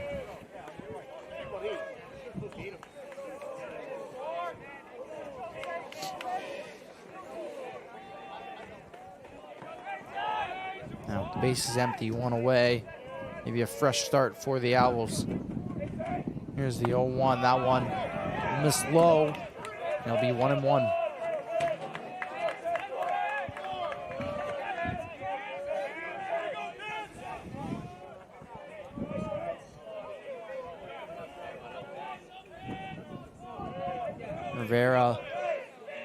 doubled in his first at-bat and singled in his second as well. He scored in that at-bat as well. That one swung on and missed for strike two. Through six innings this year, Conley has pitched. He has allowed 5 runs now, that turning into 6 and 7 here in his day-to-day. That pitch in there for strike three called, and Rivera will be sent back to the dugout looking. So now with 2 away, Conley gets his first strikeout. Now here come Cal Perillo. Perillo 1 for 2 in today's game. He had a double back in the 4th inning. Here's first pitch, finds the bottom of the zone. A good framing job there by Frezza. It's 0-1.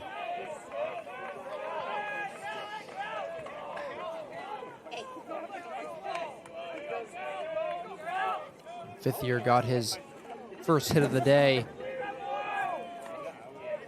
Last inning, as that one will miss low and away for ball 1.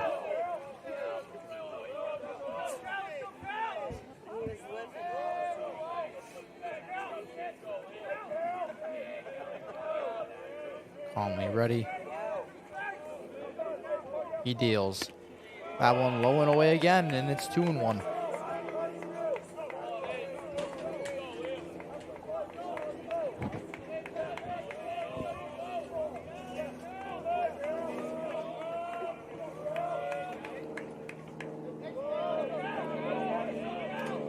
Two outs, bases empty, 2-1 count here for Perillo. That one will go low, and now it's 3-1.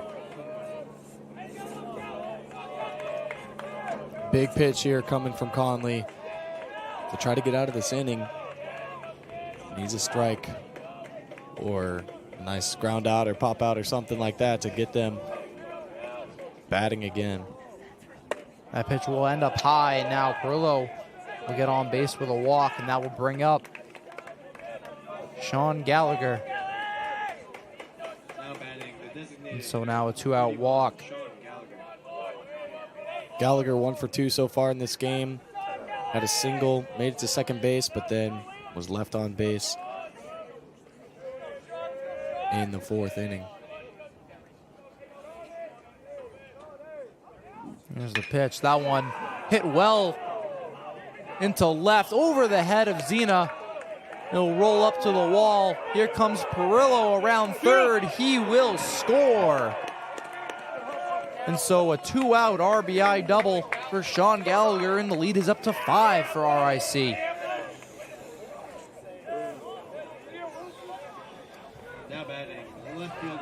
So the damage continues for the Owls pitching staff. Like we said in the first game, this lineup can hit. It's the pitching that usually will struggle for the Anchormen, but as of right now, doing a pretty good job holding the Owls to little hits. That one will miss for ball 1. You never know what could happen, though. Last game, we thought Keene State was going to be winning by quite a big margin, up 5-1, and Rhode Island just decided to show up and tie the game going into the 9th. Now here's Eric Wilson. Again. He's 1 for 1. Walked in his most recent AB. He wanted to go, but he held back, and that one will miss outside. Now it's 2-0.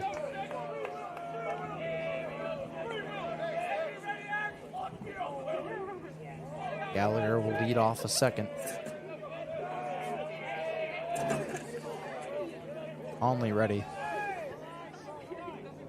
That ball will miss low. Now 3-0 for Wilson. Wilson's got to just find the zone here to stay alive.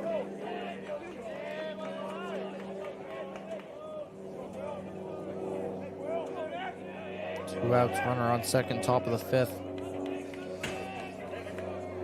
Here's a 3-0 from Conley. That one will find the zone for a strike. So now the count's 3-1.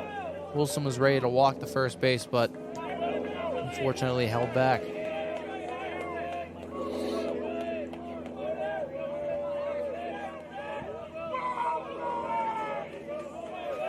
Now here's the 3-1. That one swung on and got a piece of it was Wilson. So go to 3-2. Now full count, 2 outs, bases. Runner on second. This is a big pitch for Conley here.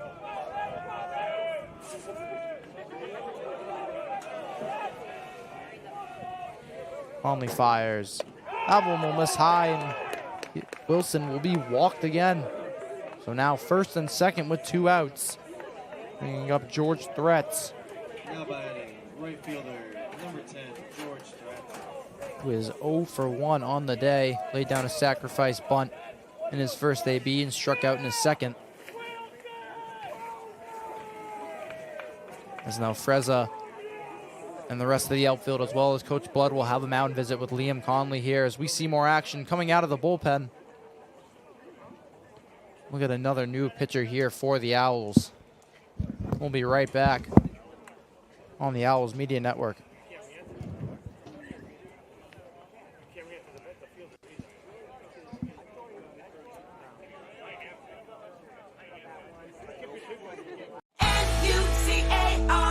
New Car has over 1,700 pre-owned vehicles, the largest selection of inventory in New Hampshire. New Car Nissan of Keene has the most competitive prices. With a selection of over 30 brands, New Car has exactly what you need across the Granite State. Find your new car from any of New Car's family of dealerships throughout the Northeast and get it shipped to New Car Nissan of Keene for free. Plus, we'll deliver your new car right to your door. Visit New Car Nissan of Keene today and discover why everyone loves a new car.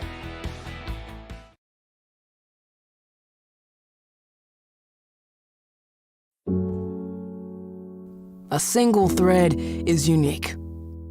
Like each of us, full of purpose and potential. A strand designed to connect, strengthen, and unite. But we face different challenges and have different opportunities. By acknowledging that others may struggle in ways we do not, we can celebrate our differences, embrace each other, and fortify the ties among us. A single thread can fray, yet when it's woven with another, a bond forms. A new strength created by the fabric of the whole.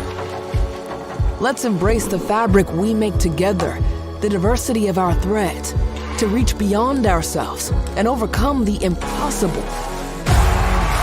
The true power of our game comes from unifying our individual backgrounds, connecting our unique stories, enabling us to be stronger, braver, greater. We can achieve so much more when we are all as one. What a season! The confetti is going to fall. Here she goes, and she's got it! How sweet is this, and how wonderful for the sport!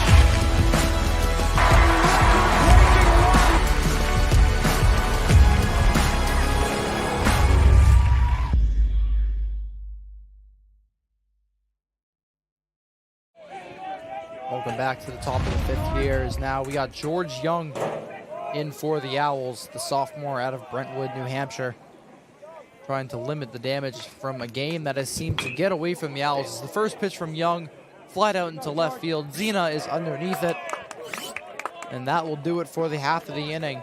We'll go to the bottom of the fifth as the Owls are due up, try and start somewhat of a comeback here, down 5 to the Rhode Island College Anchormen. Fenton Family Dealerships, Tri-State area's best selection of new and pre-owned cars, trucks, and SUVs, has state-of-the-art service facilities and services all makes and models. Home to an exclusive lifetime powertrain warranty and no extra cost to you. Locally owned since 1986. More information at fentondealerships.com.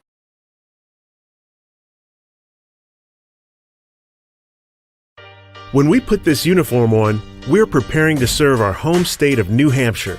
We serve part-time in our own communities and for our families and friends. In any emergency or disaster, you can count on the soldiers of the New Hampshire Army National Guard to be there. Our mission here at home is to make life better for everyone, and the benefits we earn help us improve our own lives.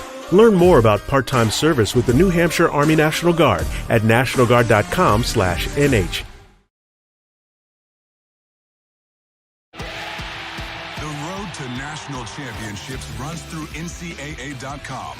And whether you follow one college team or all of them, it's never been easier to get the content you want all in one place. With live broadcasts of multiple championships across all divisions, with exclusive access. Turn this music on, we still dancing.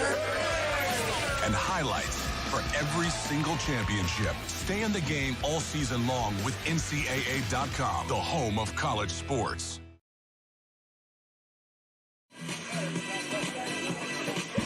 And welcome back here for the bottom of the 5th inning.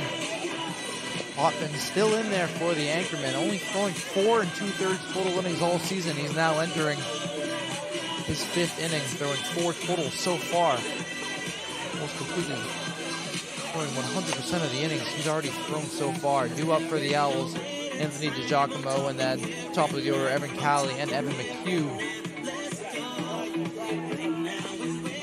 The Owls have only managed to get 2 hits here through their 4 innings of hitting. So the Anchormen 9. The Owls in a 5-0 deficit here. And if you want to stage some sort of a comeback here, this is the part of the order that you want hitting well for you.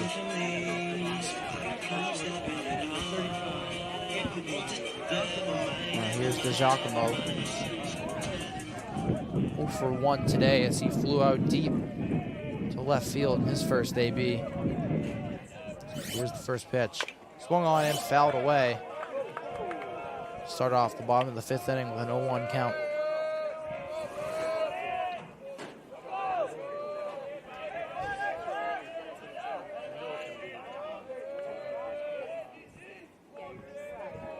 There's the 0-1. That one fouled away as well towards the third base side. And quickly, DiGiacomo is down 0-2. Giacomo had a slow day in the first game, going 1 for 4, and then a slow day so far in this game, especially down 0-2 in the count. That one will miss inside, and it'll be 1-2. Yeah, the freshman had a really strong start to the season here. He's earned the majority of starts at shortstop, and his hitting has followed him up nicely as well, but as you said, he swings and misses there for a strikeout. Only 1 away. Popkin's 5th strikeout of the day. And here comes Evan Calley.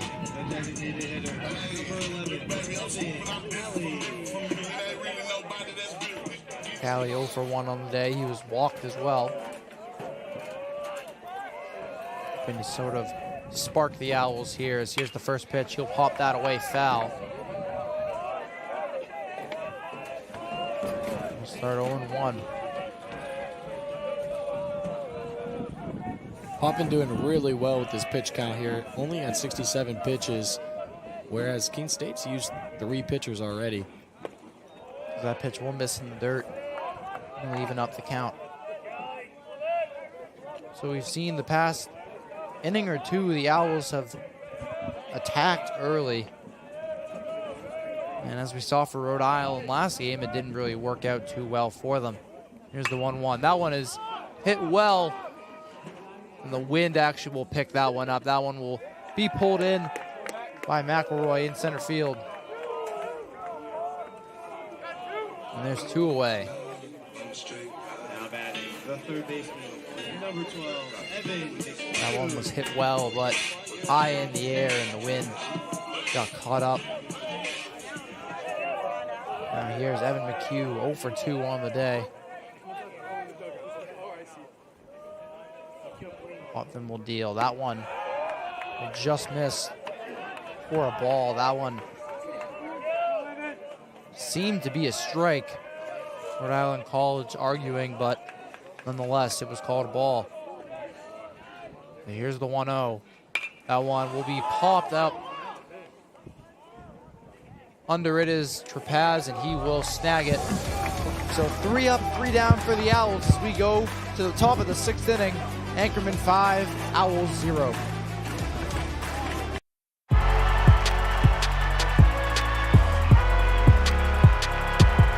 Number 32, Kyle Hornsby.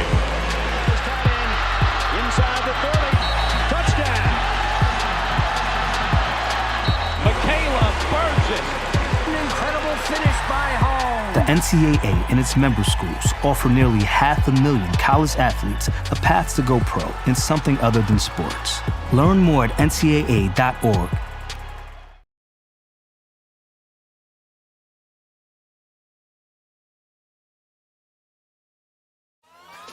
All right, pay attention. Welcome to Fandom 101.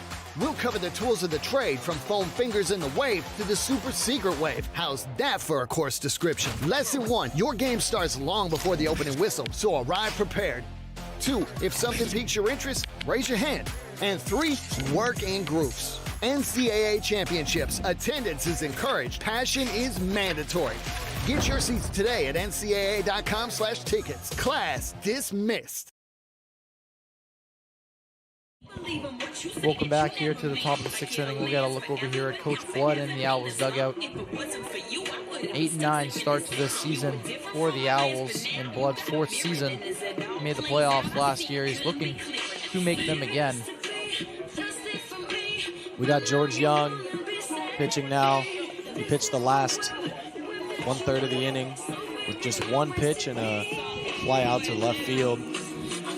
Young is 10.80 ERA, 2.2 WHIP through 5 innings pitched this season. He's allowed 6 runs, 8 hits. Hopefully he can improve that and keep the Owls at least within striking distance here in the 6th inning. But the bats have been hot for RIC. RIC will go back to the top of their order. Here's Parker Camello. 0 for 2 on the day. Here's the first pitch. That is in there for strike 1.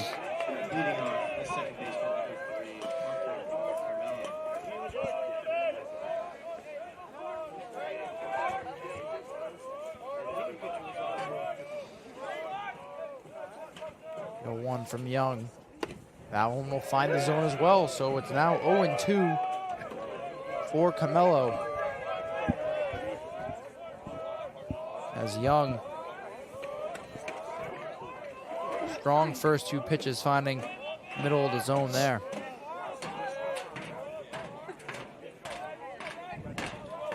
And here's the 0-2. That one is hit out into right field. Reyna chasing after it. He will make the catch. Just like that, there is one away. So a good start for Young as he put away the last batter in the top of the 5th and now puts away his first batter in the 6th. Now here's McElroy. He's 1 for 3. Singled in his last AB and scored. Here's a pitch from Young. That one will just miss for a ball. 1-0. Beautiful breaking ball, just couldn't catch the outside of the zone there.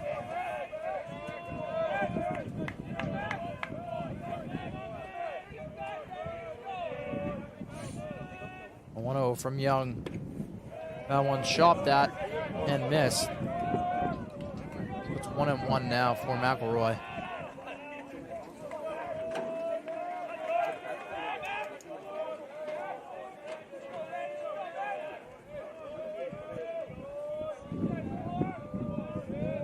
Here's the 1-1. That one will miss as well, and it's 2-1. Speaking of McElroy, Masters weekend coming up. You excited, Carson? Oh, I'm real excited. Something about watching the Masters after the hype of the March Madness NCAA basketball tournament, of course. More Sweet 16 games on tonight. Looking forward to that. But right after they end, it's just nice and chill. That ball grounded right back to Young. Throw was in time, now 2 away. And yeah, the Masters, that's so many people watch that even if they don't like golf. Like the Masters brings out so much more, viewers and all that, because that's the pinnacle of golf is the Masters. Is now Trapaz will step into the box. there's nothing better than the Masters. Just the aura that is brought is just unbeatable. And the thing I love the most is that they keep the history going at the Masters. Prices don't increase, no phones allowed. Cameras are very, very, No running either. not a lot, no running. Tiger winning. Hopefully. He's not playing this year, but here's the 1-0 swung on and missed for a strike. Best part about them is just, watching like I'll get the multi-feed cam and get like 5 cameras going on my computer. We'll have a lot of those on ESPN Plus, those featured groups, featured holes. Exactly. There's the 1-1 from Young. That one hit well, going foul.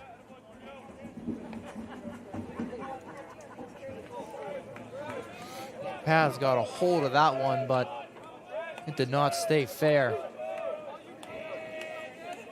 It's gonna count 1-2.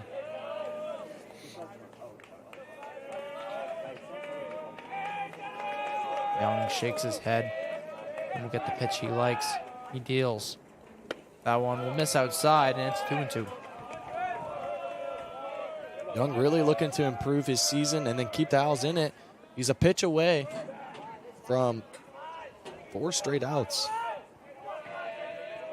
A good shutdown inning is what the Owls have needed these past few. Here's the 2-2. Fouled away, and they'll see another one.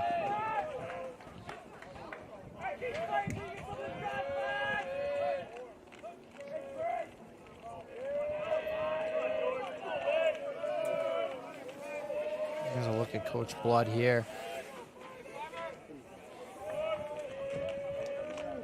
Here's the 2-2 from Young. That one fouled away. Seemed to just get a piece of it. You'll see another one.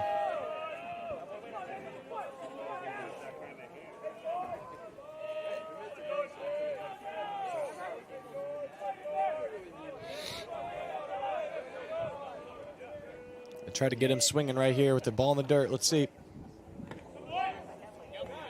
Right down the middle. Oh. Was that ball 4? I'm sure that was ball 3. Oh, that hit him. That caught him. Okay. That seemed like it from our angle. Blood now debating with the umpire whether to see if he leaned into it or not with the elbow. They called that in the first game on RIC for leaning into the pitch, but umpire Matthew Grimes doesn't seem fazed by Blood coming up to him and arguing his point. It's a strange play there. Blood will walk away after agreeing with the umpire, and so there we go. Runner on first base with 2 outs. Now, and here's Lucas Pierce, who homered in his last at-bat. He can definitely do it again. He's back-to-back both these games today. He has homered. Here's the pitch. That one almost low for ball 1.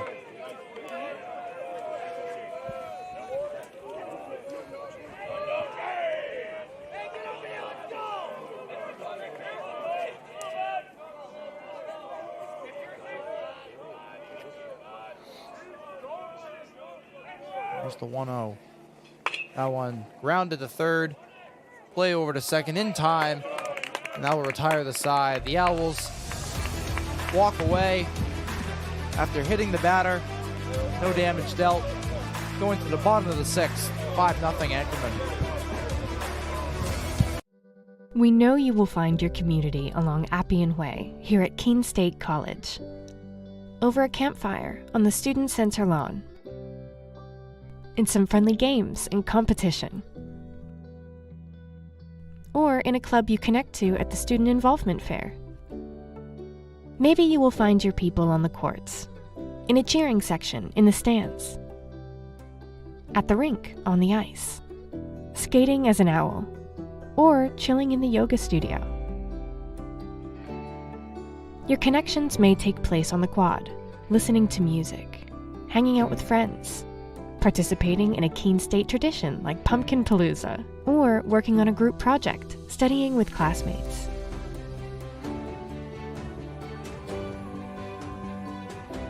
Maybe your talents will bring you together with your community on one of our stages, in the main theater, or the recital hall at the Red Fern Arts Center.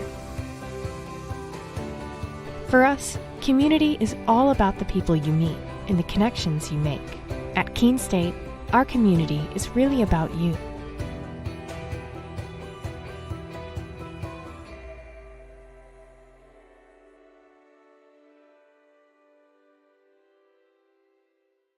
Fenton Family Dealerships, Tri-State Area's best selection of new and pre-owned cars, trucks, and SUVs, has state-of-the-art service facilities and services all makes and models. Home to an exclusive lifetime powertrain warranty at no extra cost to you. Locally owned since 1986. More information at fentondealerships.com. Welcome back here.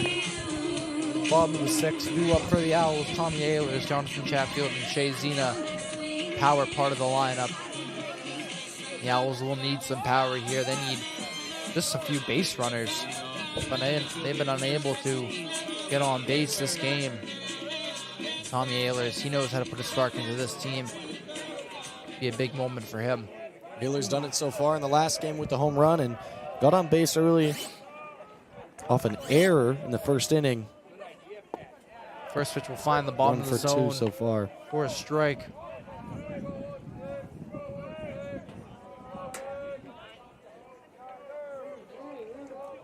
Ehlers 0 for 2 on the day. As that one will find the zone. Although Pierce dropped the pitch, so it's 0 and 2.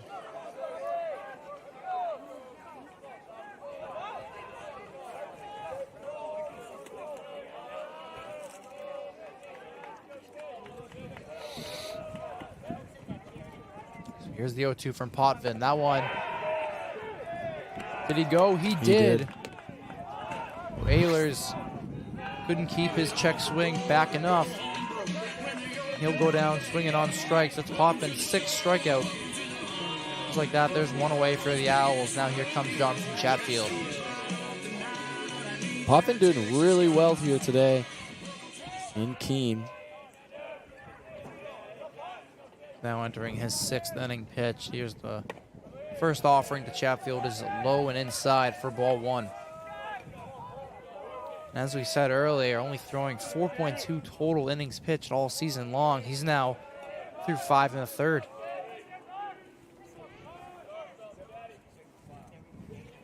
As Chatfield will get a bat on it, fielded by Rivera in time, and now there's 2 away for the Owls.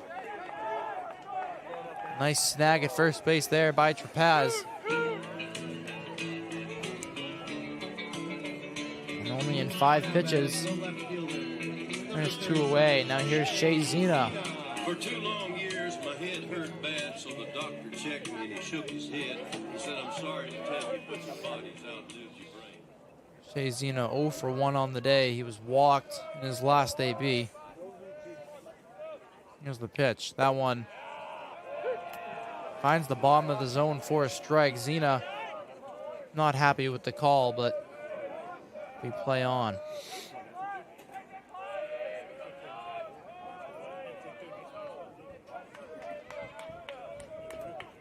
Here's the 0-1. That one will catch the bottom of the zone as well, and it's 0-2. Zena very unhappy as he looks to the dugout wondering what is going on, but 2 pitches, 2 strikes for Potvin. Now 1 strike away from his 6th total inning pitch.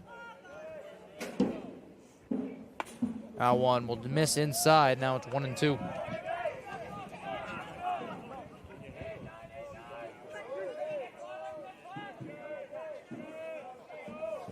This next pitch will be Popvin's 80th of the game. Potvin looking for his 7th strikeout. No action yet in the Anchormen bullpen as that one, good curve there, but it'll drop too low, and now it's 2-2.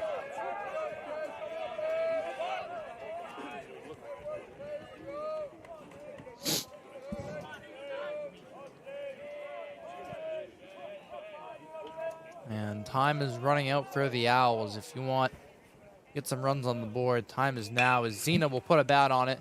Again to Rivera. He fields it on the hop. Throw over to first in time. And now that will do it.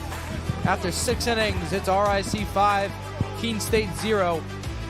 We'll head to the 7th on the Owls Media Network. So when I ask students why Keene State, the students say unanimously it's the sense of community. The feel when you walk on this campus is immediately a sense of belonging, a sense of safety, a sense of welcome, and a sense of opportunity and promise. And so I think our students feel that when they come to our campus, and they experience it when they join us. Why students choose this campus is the sense and feel, and also the opportunity and the promise of that opportunity for them when they're making the decision. And why they stay is that we deliver on that promise. We have students from urban environments, from rural environments, and when they come to Keene State in those first weeks of forming a new community, they bring all of those experiences together to create a better Keene State. It's a campus small enough to feel a sense of recognition and identity, and a campus big enough to feel part of something bigger than yourself.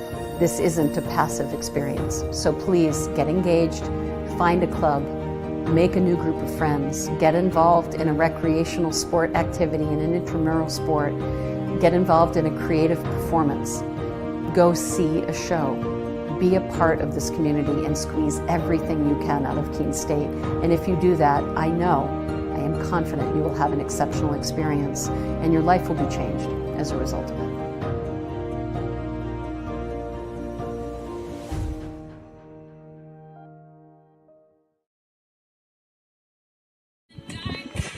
Welcome back here for the top of the 7th inning. George Young will stay in there for the Owls. We get a look at home plate umpire Matthew Grimes, and now George Young. He's been through an inning in the 3rd, and so far he has looked very strong. He hit that one batter in the last inning, but got away with no damage dealt. Now he'll enter for his 2nd inning pitched. There's Isaiah Rivera. Rivera 2 for 3 on the day. Double, single, as well as a strikeout. Here's the pitch. That one will be fouled away and out of play. It'll be 0-1 to start for Isaiah Rivera. Starting to get a little cooler here in Keene. Started off real nice at 54 degrees, and it's dropped all the way down to 51 with quite a bit of a cloud cover. There's the 0-1 from Young. That one is skied into shallow right center, and DeGiacomo, the shortstop, is able to move over and make the catch. Now there's one away. Now here come Cal Perillo. He's 1 for 2 on the day as we get a little more action in the Owls bullpen. Yeah, Perillo was able to score in the 5th inning, getting around after getting walked. And then was left stranded in the 4th. Take a look at some action in the Owls bullpen as Young. Pitch count getting a little high. That'll be his 20th pitch.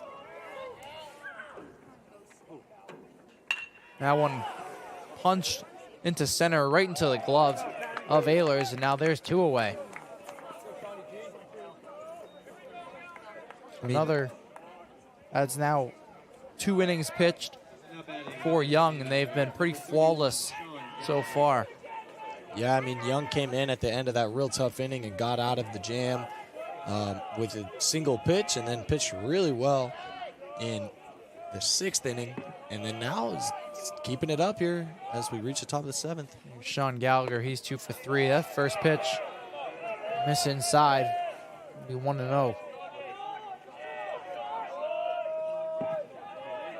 Young doing his job to keep the Owls in this game. The offense been lacking, unfortunately, for the Owls. Here's the 1-0. That one swung on and missed for a strike. It'll be 1-1.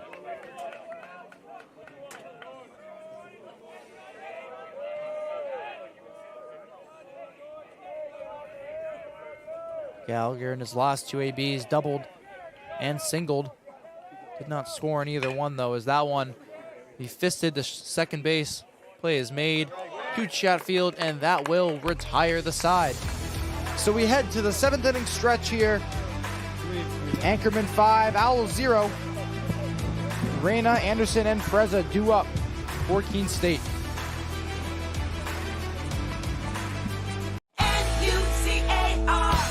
Looking for a new car? It's time to visit New Car Nissan of Keene.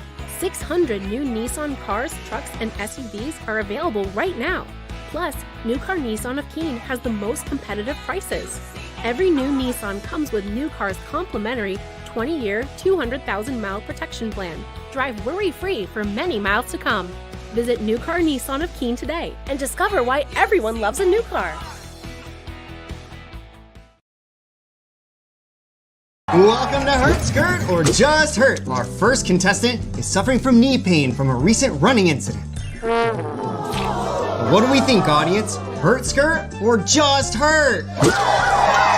Why not try Hurt Skirt? Make your recovery hassle-free with Hurt Skirt, a patent-pending, stretch-to-fit, hot-cold therapeutic sleeve, proven to stay cold longer and still remain completely mobile. Drop the ice, skirt the hurt.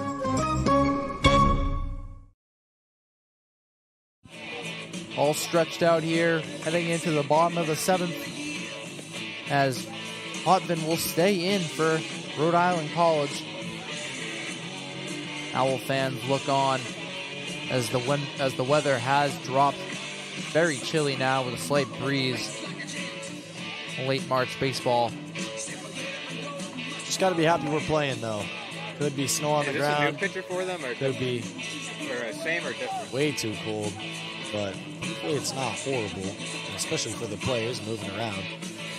It's good to be home this time. First two actual home games for the Owls. They've technically had two other home games, but played on other fields because the field here at the Owl Athletic Complex is not ready. But the field here is just perfect. I mean, the trees in the back are just so beautiful. You can't ask for much of a better surface to play on, and it's too good to just reset. Overall aesthetically pleasing field. Now here's Ethan Reyna for the Owls. Only 2 hits so far through 6 innings for Keene State. First pitch will miss for a ball. Reyna trying to turn this game around. The Owls have not been able to put much together in terms of offense outside of the first couple innings. And Reyna will ground one, bobbled by Perillo. The throw is in time, and there's one away. Good stretch there by Trapaz at first base. And now Luke Anderson will step up to the plate. Batting .304 on the season. Anderson 1 for 2 today. Struck out looking on his last at bat. Here's Potvin's offering. That one will catch the zone for a strike. Anderson not sure of the call there.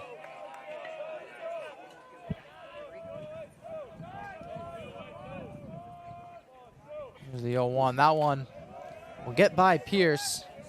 No trouble there, no one on base, so it's 1-1.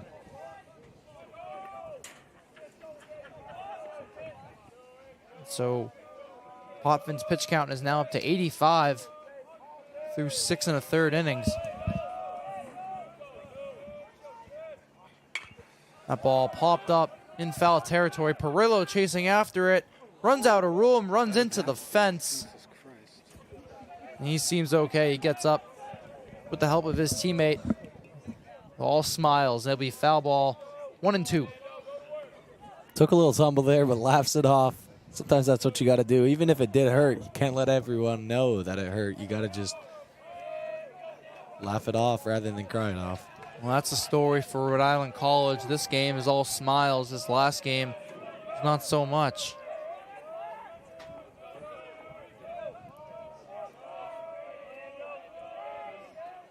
So here's the 1-2. Anderson gets a bat on it. Diving stop there, and he gets him. What a play by the second baseman. That is Parker Camello with the diving stop and the throw to first base to retire Anderson. 2 down now for the Owls. Camello hasn't had a good offensive game, but he's done really well defensively, especially making probably one of the best plays of the game we've seen so far. He had another leaping catch in game number 1. Yep. To keep some runs off the board for the Owls.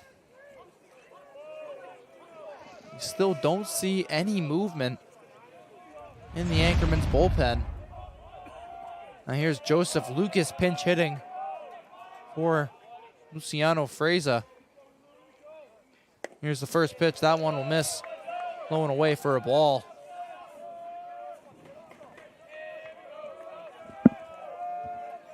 And Lucas 0 for 7 on the season so far in the pinch hitting position. Here's the 1-0. That one catches the bottom corner of the zone. It's 1-1.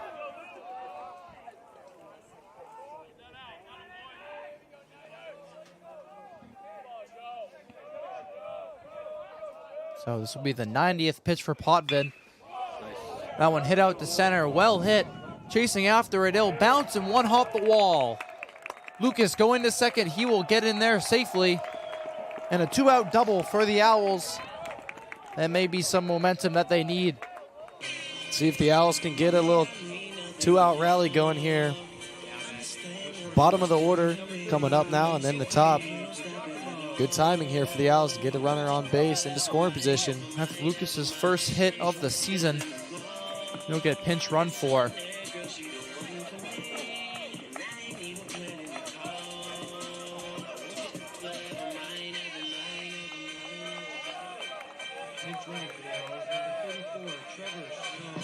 Trevor Snow will be pinch runner to replace Lucas out there on second, as here's Anthony DeGiacomo stepping up to the plate. He's 0 for 2 with a strikeout today.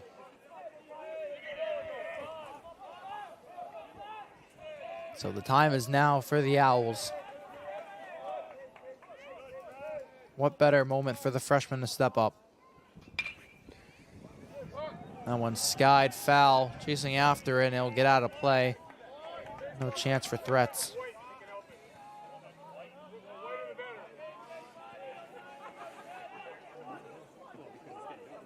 So now 0-1 to the freshman DeGiacomo.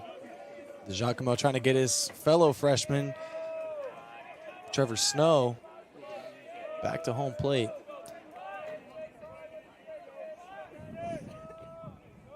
Here's the pitch. That one bouncing in the dirt. Snow heading to third. The throw is not in time.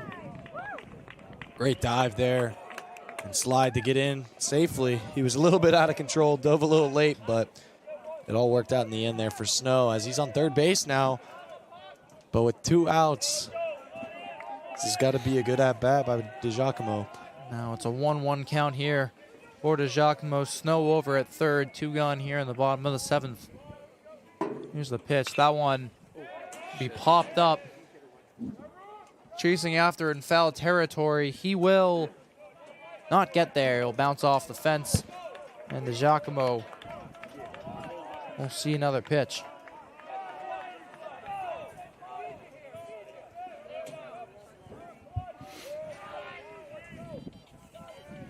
Now 93 pitches for Potvin.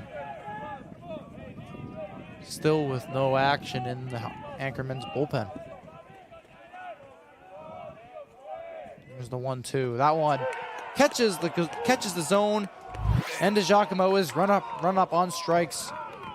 So he's retired. 7 strikeouts for Potvin, and the Owls leave one stranded at third. We'll go to the 8th. Rhode Island College 5, Owls 0. I pledge. I pledge. I pledge. I am an NCAA student athlete. And I pledge to be a champion of unity on my team, on my campus, and in my community. I pledge to embrace differences and strive for inclusion and collaboration. I pledge to stand against racism, hate, and discrimination. I pledge to strive for love, care, and forgiveness. I pledge to stand against silence, deceit, and obscurity. I pledge to strive for dialogue, truth, and understanding. I pledge to stand against fear and doubt. I pledge to strive for trust and belief in one another. I pledge to stand against complacency and stagnancy. I pledge to strive for change and growth. I commit to supporting my fellow student athletes in all circumstances that impact them. I commit to both choosing unity personally and encouraging it for all. I pledge these things because we are stronger together. United as one.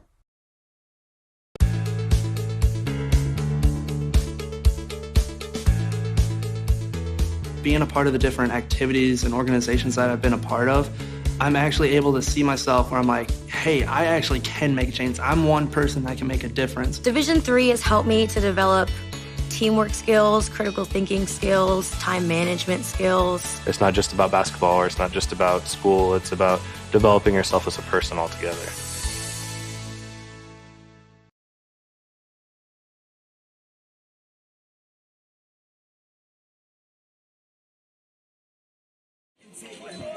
Welcome back for the start of the 8th inning. We have a new catcher behind the dish for the Owls.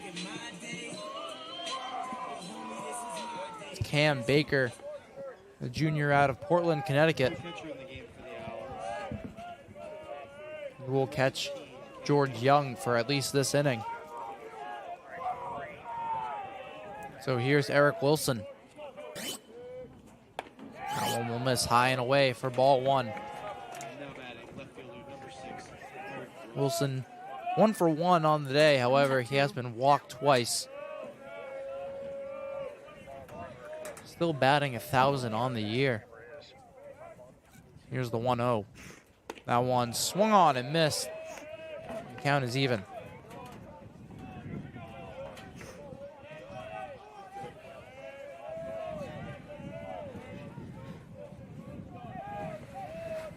So Wilson filling in left field for Moniz. He'll sky that one into right. Reyna under it. He will make the catch, and there's one away.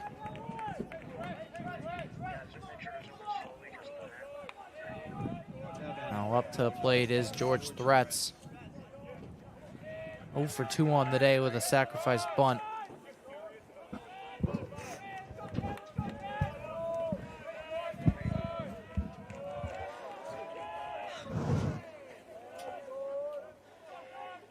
Here's the pitch.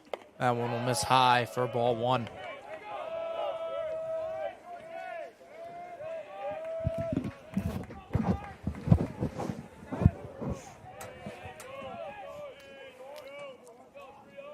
And here's the 1-0 from Young. That one, he lifted away foul.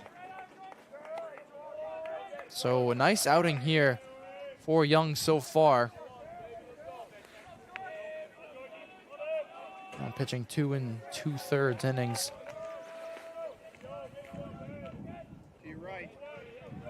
Here's the 1-1. That one will miss outside. Now the count 2-1. Young's done a really good job keeping the Owls in the game. Like I've mentioned a couple times, he came in a very, very tough spot, got out of it, and now he's pitched 2 scoreless innings in a row and looking to make it 3 here. Here's a 2-1, the Threats. That one hit well into left field. Now will drop for a base hit. As Threats gets his second hit of the season. Putting a runner on first now with 1 away for the Anchormen. Now batting second baseman, number 3, Parker.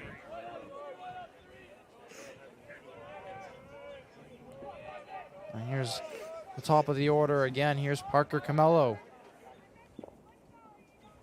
We'll get a timeout here and a mountain visit for the Owls, as we'll seem to get a pitching change here. We'll be back on the Owls Media Network.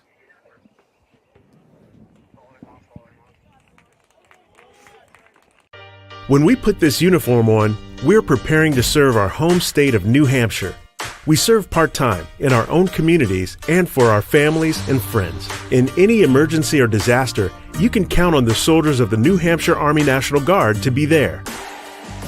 Our mission here at home is to make life better for everyone, and the benefits we earn help us improve our own lives. Learn more about part-time service with the New Hampshire Army National Guard at nationalguard.com/NH.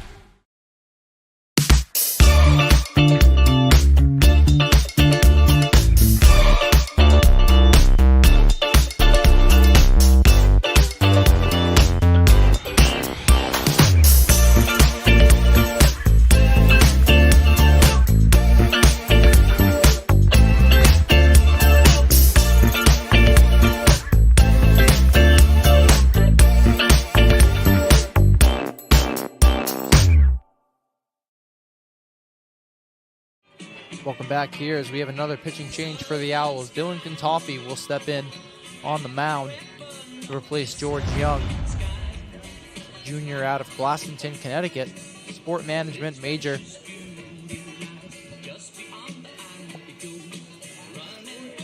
So far on the season, Kentoffey has an 11.25 ERA with a 2.63 WHIP. 0-2 on the season. His 7th appearance so far. So he will try and get out of the inning. Kentoffey second place on the team with runs allowed with 13 so far in the season through 8 innings pitched. We'll start with a runner on and one away.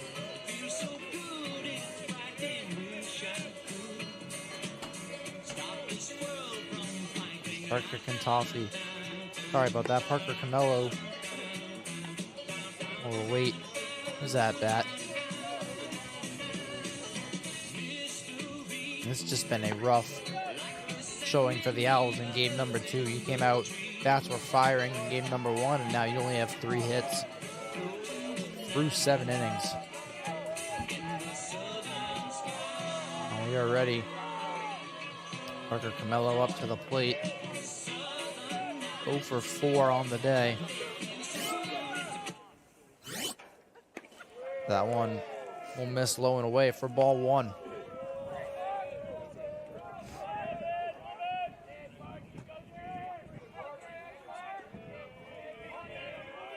Camello is 1 for 7 total through the 2 games. As that one also misses low and away. Be 2-0.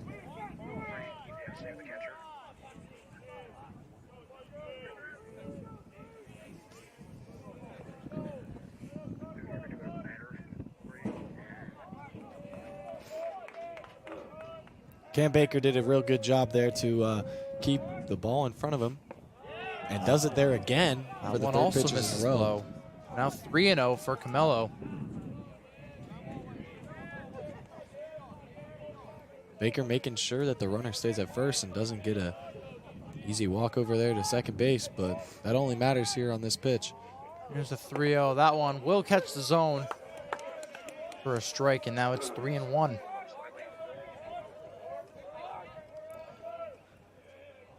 All-time series here between Keene State and Rhode Island College. Keene State leads 36-24 and are 20-9 when playing in a home game against RIC. However, it looks like RIC is nearing another win to their side of things, especially trying to get a big away win here before they have a just over 2-hour drive back home. The 3-2 will miss.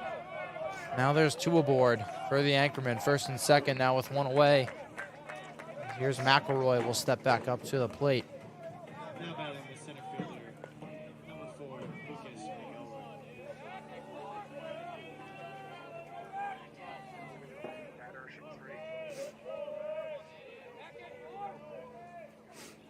McElroy 1 for 4 today. Here's an opportunity driving another run as that one tried to lay down the bunt. Pitch found in the zone anyways. It's 0-1.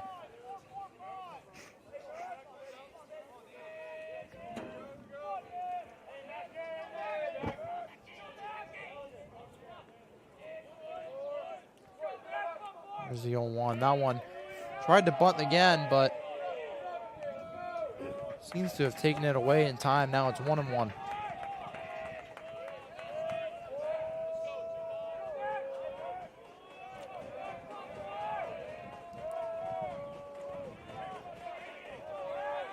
Runners on. Sorry about that.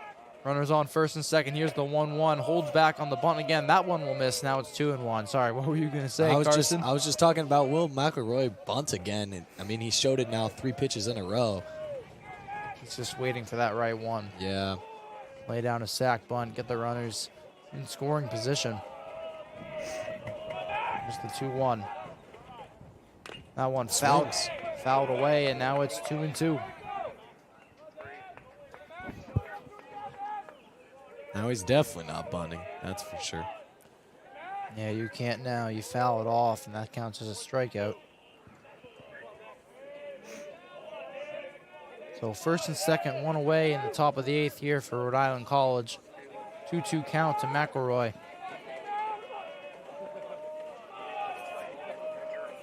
Here's the pitch. That one grounded to short. DeGiacomo gets one, gets the second.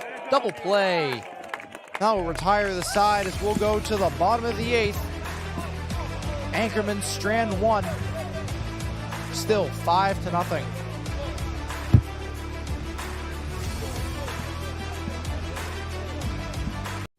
So when I ask students why Keene State, the students say unanimously it's the sense of community.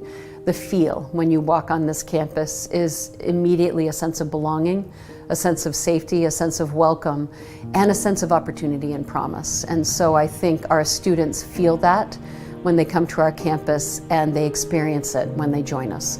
Why students choose this campus is the sense and feel, and also the opportunity and the promise of that opportunity for them when they're making the decision. And why they stay is that we deliver on that promise. We have students from urban environments, from rural environments, and when they come to Keene State in those first weeks of forming a new community, they bring all of those experiences together to create a better Keene State. It's a campus small enough to feel a sense of recognition and identity, and a campus big enough to feel part of something bigger than yourself. This isn't a passive experience, so please get engaged, find a club, make a new group of friends, get involved in a recreational sport activity, in an intramural sport, get involved in a creative performance, go see a show, be a part of this community and squeeze everything you can out of Keene State. And if you do that, I am confident you will have an exceptional experience and your life will be changed as a result of it.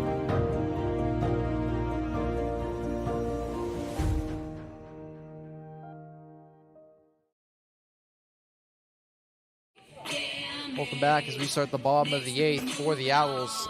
Due up is the top of the order. Evan Calley, Evan McHugh, and Tommy Ehlers.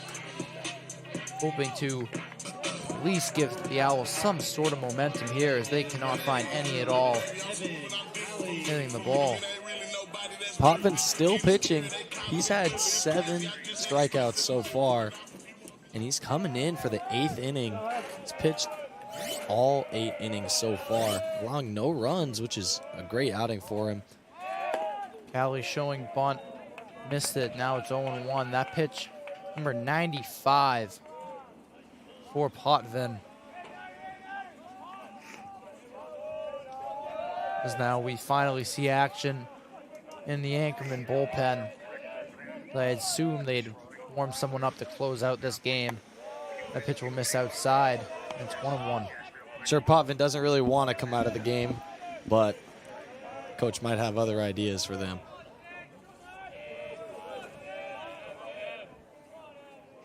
Pitch count a few away from 100 as that one hit into right, hit well. That will 2-hop the wall, and Calley will get a 2-bagger here to lead off the bottom of the 8th inning. His first hit of the game. And now here's Evan McHugh, a prime opportunity to drive in a run. It's a dream start here for the Owls as we are in the dying moments of the game here. With only 1 inning after this one here. McHugh hopefully is looking to bring his teammate home. And McHugh 0 for 3 today. He'll take one in the dirt for ball 1.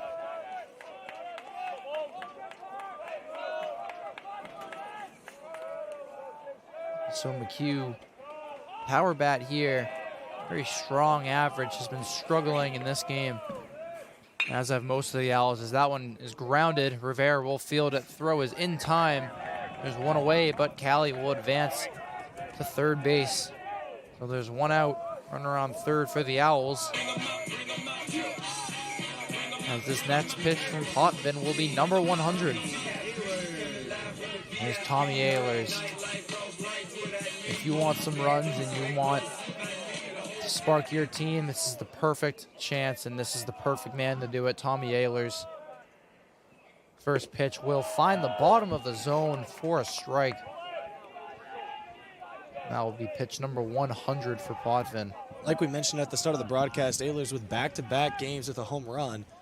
This would be a great time to make it back-to-back-to-back. That one will miss. Count is even. Now really, you only want something in the outfield. Just get some runs across. Get at least just one run across. Try and fuel your team. Yeah, a lot of options here. Just get the ball in play, really. That one, check that. He did not go. He missed for a ball. It's 2-1.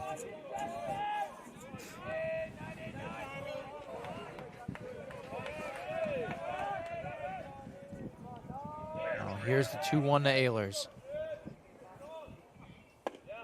That one misses high and inside. That will be 3-1 now. Hitters count. This is what you need if you're the Owls. Ehlers 0 for 3 today with a strikeout. Reached on an error earlier. Here's a 3-1. That one fouled away and off the leg of Ehlers. He'll walk away.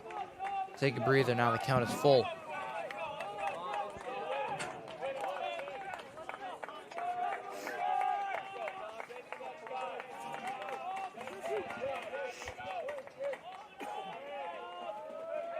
Full count to Ehlers. One away, runner on second, bottom of the 8th. Here's the pitch. Swung on and missed in the dirt. Pierce will get the tag on him, and now there are 2 away. Potvin gets his 8th strikeout of the game. Now here comes Jonathan Chatfield.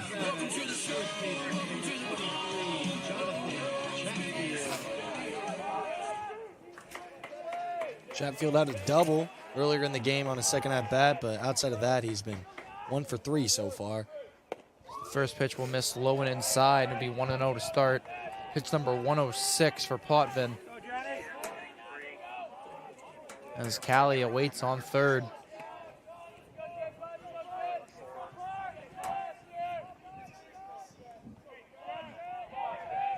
There's the 1-0. That one missed inside as well, and now 2-0. To Chatfield.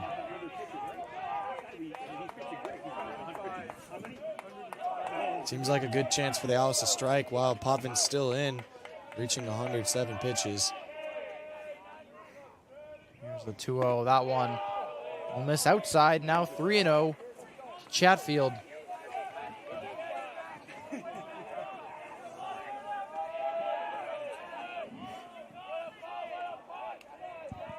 Now, they obviously expect something down the middle here. That one, no, that one will miss high and inside.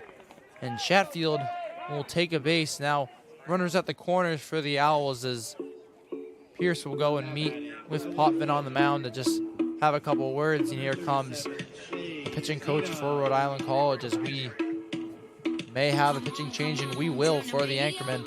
We'll be right back on the Owls Media Network.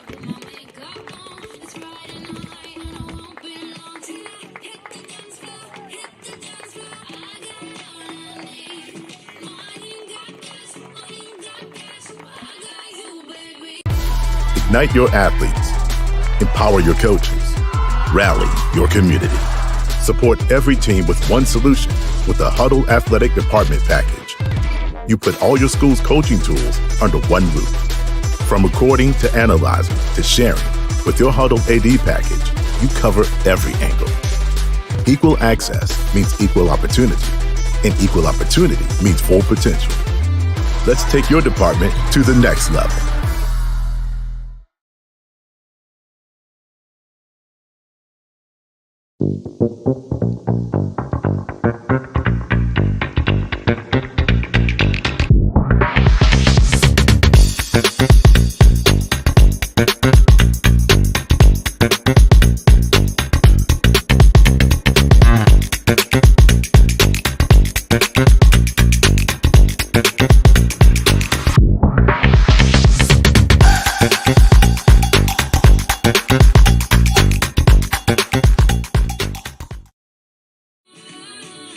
back here, bottom of the 8th. Samuel Gray now replacing Potvin out on the mound for the Anchormen. And what a start for him. What a game.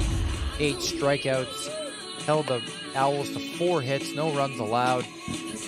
Dream start from your starting pitcher. Now the 5th-year Samuel Gray will replace him from Rockland, Mass. With 2 away. Yeah, Samuel Gray with a 6.75 ERA, 1.5 WHIP, but an 0-4 record and 18 runs allowed this season so far.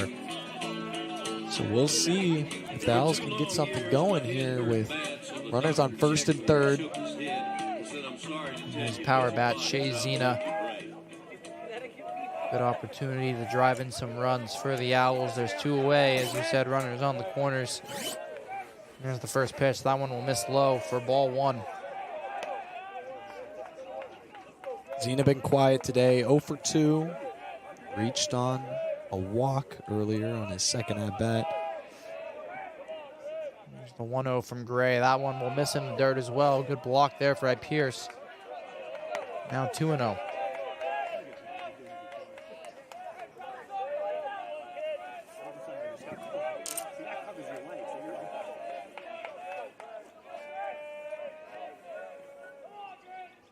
To Zena. He will crank one into left field. That will get down. That should roll a good amount. Grass caught it up, but a run will score. Chatfield into third safely. Zena into second safely. And the Owls are finally on the board with an RBI double by Shea Zena. Shea Zena did his job right there, getting a run in to try to start getting some momentum here late in the game for the Owls. With 2 runners now in scoring position, this is a great chance for Reyna. Keep this momentum going with the new pitcher. Fresh game ahead for the Owls. Reyna's got second and third with 2 away.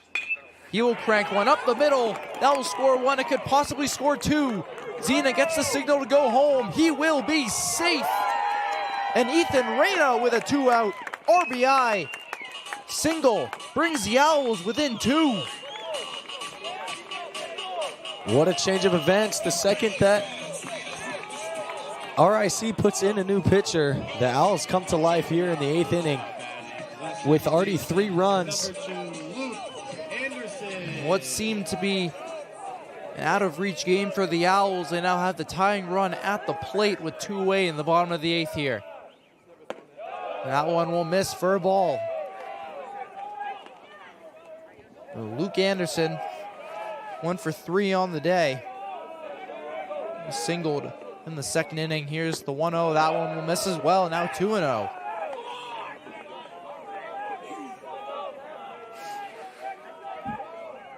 So not an ideal start to come in for Samuel Gray. Here's a 2-0. That one will find the zone for a strike. Now 2-1. This is kind of similar to what we saw in game number 1. That one will miss low for ball 3. The Owls had a comfortable lead, and then the Anchormen had their bats going, and then Ethan Pierce was able to tie the game with a grand slam. Yeah, I mean, I'm sure the Owls would love to do that same thing here as the pitcher checks for first base, but he's called safe. But yeah, of course the Owls want a home run here to tie it up, just like the Anchormen did themselves in game 1. And here's the 3-1 to Anderson. That one will miss, and Anderson is now on base with a walk. First and second now with 2 outs for the Owls.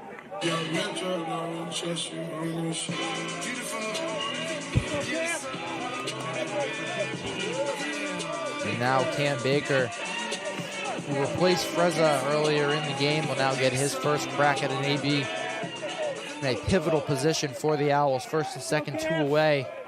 Down 2 runs now. Here's the first offering. That one swung on and missed. Big hack there. Seemed to get a little bit of a piece of it. Now 0-1. And more action in Rhode Island College's bullpen. We'll be curious to see if they make a pitching change before the 9th inning. Only 2 strikes away from getting out of this jam. Baker 0 for 7 on the season so far. As here's the 0-1 from Gray. That one will miss. Blocked by Pierce in the dirt, now 1-1. Gray has struggled to throw strikes, which really has been a momentum shift for Keene State with a walk. Here's the 1-1. That one in there for a strike, now 1-2.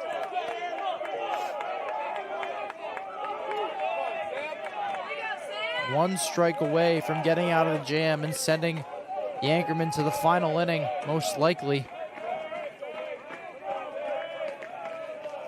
Here's the pitch. That one fouled away as Baker is able to stay alive. Baker's staying alive, knowing he is the winning run at the plate right now. Trying to do what he can to keep the Owls' momentum going good in this inning. If not, they do have one more chance after this. Gray ready, the 1-2. That one misses low and away, and now the count's even at 2-2.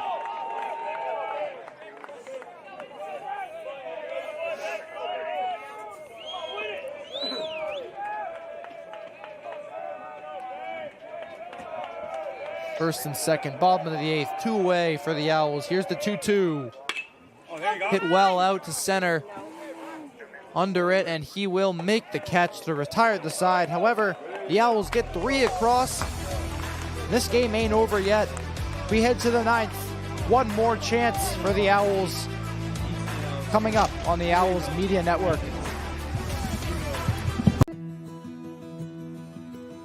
I remember writing in the 2nd grade that I wanted to be a teacher, and I always knew that I was going to be a teacher. I started school a year early, and it created challenges for me because I wasn't able to pick up material as fast as the other students. Outside of school, my Jaju would quiz me on my math facts and read with me. It showed me that even though I had challenges in school, there were still people who wanted to help me. In high school, I knew I had to work harder than everyone else to get the same results, but I had teachers that would help me in subject areas outside of their own because they could relate to how I felt. The way these interactions with my Jaju and my teachers made me feel while I was learning is the inspiration for how I'd like my students to feel. I'm able to build relationships and be vulnerable with my students when they're struggling because I've been in their shoes and I know exactly how they feel. Being able to relate to them from my own experience has become a massive asset in becoming a teacher. Looking for a new car? It's time to visit New Car Nissan of Keene. 600 new Nissan cars, trucks, and SUVs are available right now. Plus, New Car Nissan of Keene has the most competitive prices. Every new Nissan comes with New Car's complimentary 20-year, 200,000-mile protection plan. Drive worry-free for many miles to come. Visit New Car Nissan of Keene today and discover why everyone loves a new car.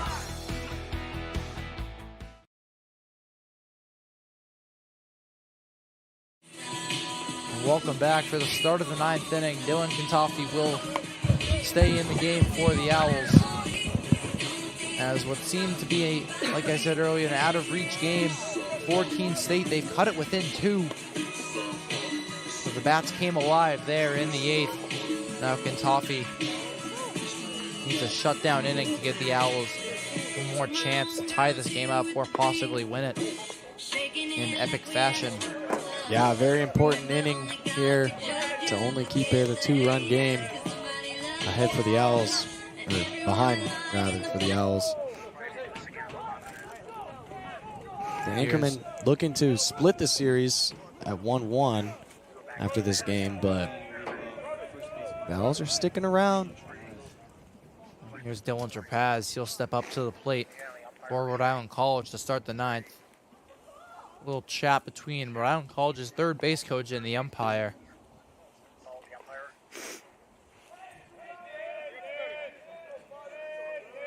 Not sure what that was about, but it seems that we are all set here. Start what could be the final inning here of today's doubleheader. Here's the first pitch. That one miss inside and low for ball 1. Trep has 1 for 3 today, reaching also on a walk. There's the 1-0 from Kentucky. That one will miss as well, and now 2-0. He scored on a single earlier on in the game, which was the start of the flurry of 5 runs between the 4th and the 5th inning for RIC. And the 2-0 is popped up. And the catch will be made by Anderson at second. So 1 away now for the Anchormen. Here comes Lucas Pierce. Pierce already with a home run in this game. He had the game-tying grand slam in game number 1. Pierce would love to probably do that again here. 1 for 4 in this game. Kentucky deals. That one will catch the zone for a strike.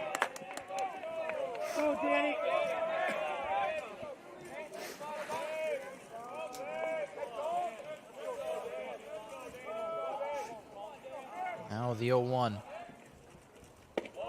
That one will catch the zone as well, and now Pierce behind 0-2 on 2 pitches.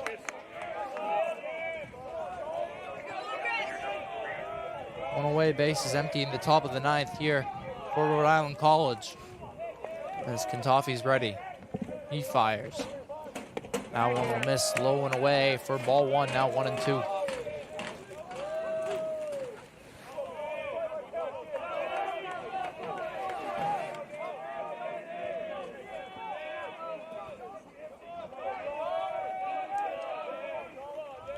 The 1-2 from Kentucky. Hit well into center. Now we'll get down for a base hit. Owls will get it back in quick, but Lucas Pierce with a 1-out knock. As now we have Isaiah Rivera. Shortstop, number 24, Isaiah Rivera. Rivera 2 for 4 in game number 2. With a double and a single in his first 2 plate appearances.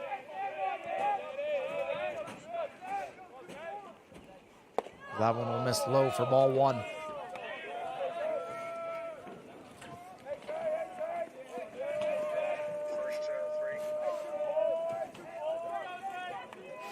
Rivera awaits the 1-0 from Kentucky.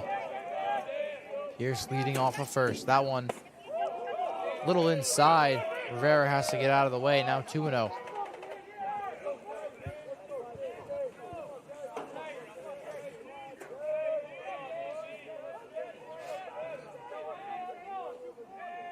Toffee gets a signal he likes. He'll fire. That one fouled away. Now 2-1.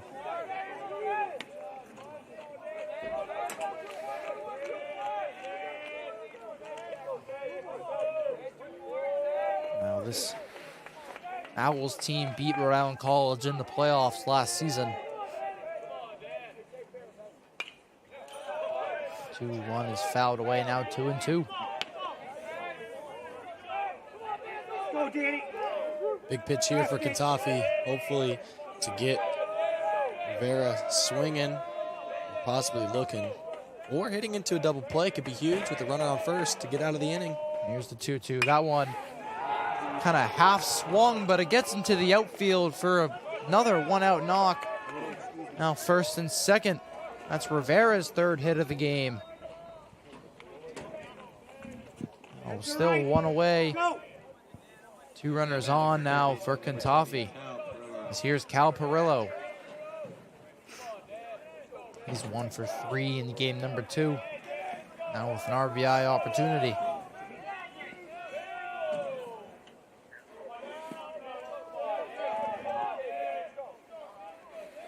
Here's the first pitch. That one fouled away. Back behind us and out of play. Now starting 0-1. Perillo flew out to center field in his last at-bat. Made it home on the previous at-bat after being walked.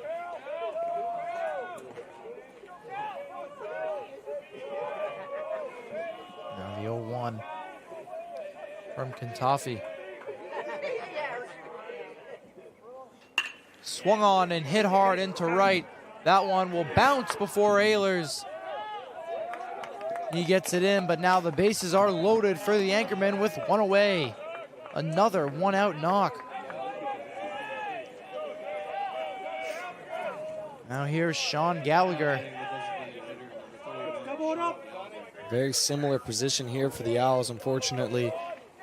Deja vu, just like that fourth and that fifth inning with the bases loaded here in the top of the ninth. Trying to keep the lead only to 2, but looks like Rhode Island has a little bit of different ideas.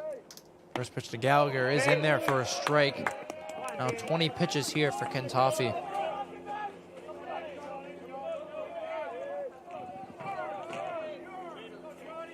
Gallagher 2 for 4 today. The 0-1 will miss. Now the count even.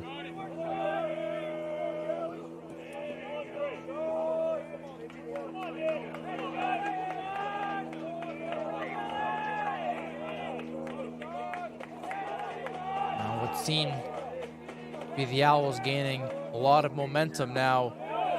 Bases loaded for the Anchormen as that one will drop in for a strike, 1-2. Now you have to try to pitch around it, but not exactly. You want to find the strike zone as well. Got to be careful too with the runner on third. Don't want to throw something in the dirt. Get by the catcher. Toffee likes the signal. He'll fire. That one misses high. Now 2-2. That was a great pitch there. Gallagher thought about swinging, but trusted the umpire to call the ball, and sure enough. Bases loaded, top of the ninth, one away. The 2-2 from Kentucky. That one just misses. Now the count is full. Keene dugout unhappy with that call.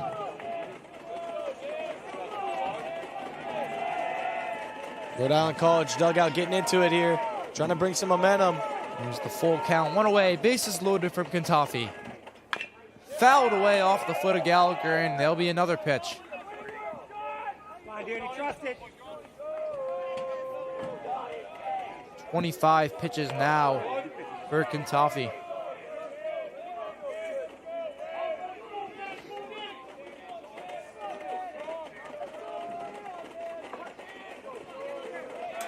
The 3-2 yet again. Bases loaded, top of the ninth. Cracked into center. Ehlers will pull it in. Tagging up is Pierce.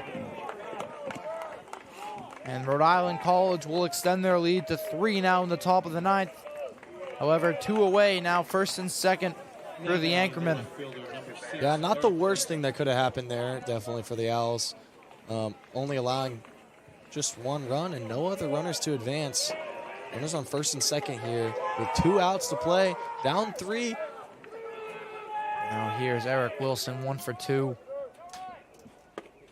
That one will find the zone for a strike.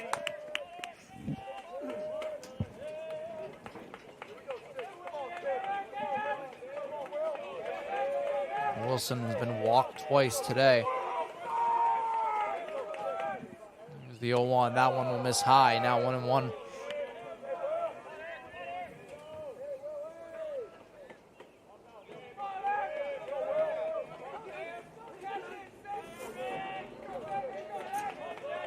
Wilson awaits a 1-1 from Kentucky. Fouled away, and now 1-2. Big chance for Kentucky now to get out of this inning with only 1 run allowed and send the Owls into the final half inning. Only down 3. 1-2 from Kentucky. 2 out with runners on first and second.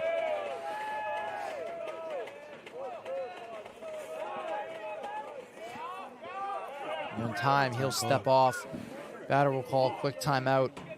He'll step back in. We'll finally see this pitch. Toffee likes the signal. Here it is, the 1-2.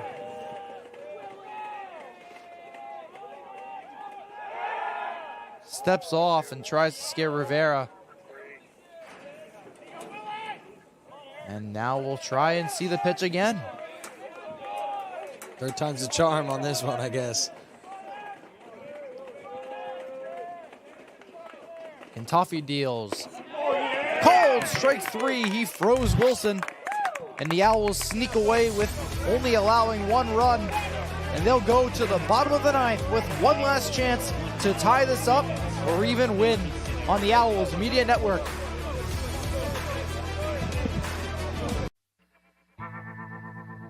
I worked in HVAC when I was in high school, and I really liked being on a job site. When Keene State came to my high school, the admissions counselor told me I could have a job on a job site and also make a difference on people's lives. He said being a safety engineer meant I could work with my hands, but also make sure that everybody was going to be home safely at the end of the day. The safety field is growing rapidly because companies are noticing that keeping their workers healthy means that they can keep their workers working. My plan is to graduate from Keene State so I can get back onto a job site as a safety engineer. It's great because there's jobs to choose from all over the United States, so I can basically go anywhere I want. Keene State is giving me the tools to make that happen.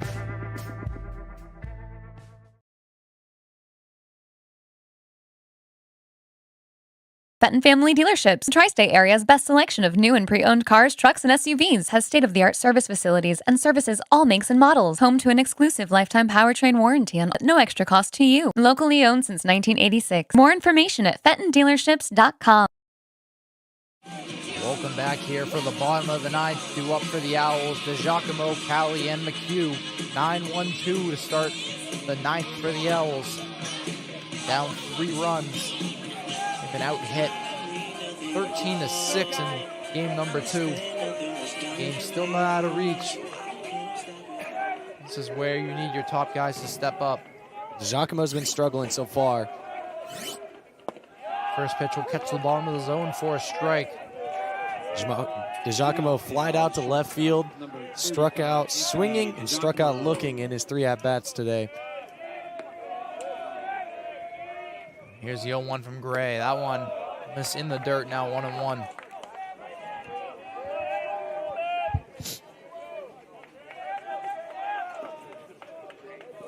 Giacomo having a great freshman season, however, today hasn't been able to piece it together too much as that one is fouled off to the right.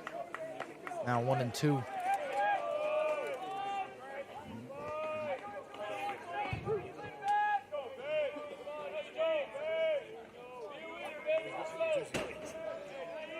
Here's the 1-2. That one fouled away.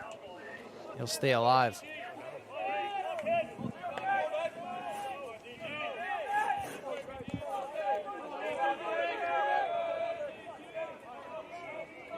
Here's pitch number 20 for Gray. That one fouled away again by DeGiacomo, and he'll see another.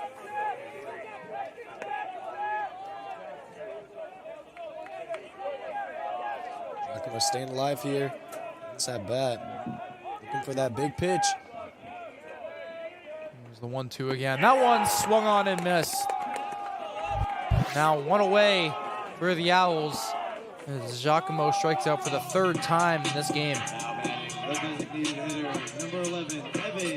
Here's Evan Callie.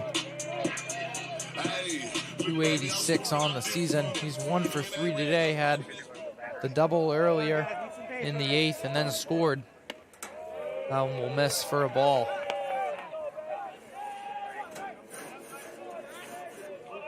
Again, he had a go-ahead RBI double in game number 1. As that one will catch the zone, now 1-1.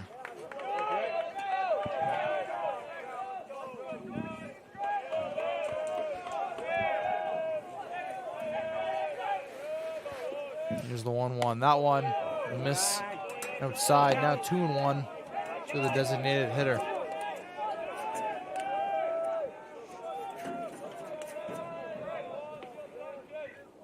Here's the 2-1. That one fouled away and out of play. Now 2-2.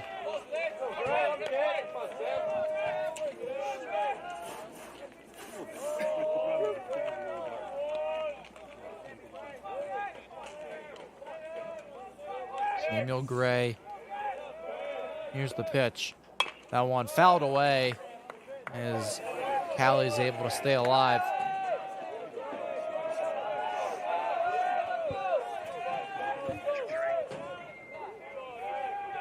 Here's the 2-2 again. That one misses outside. Now we have a full count.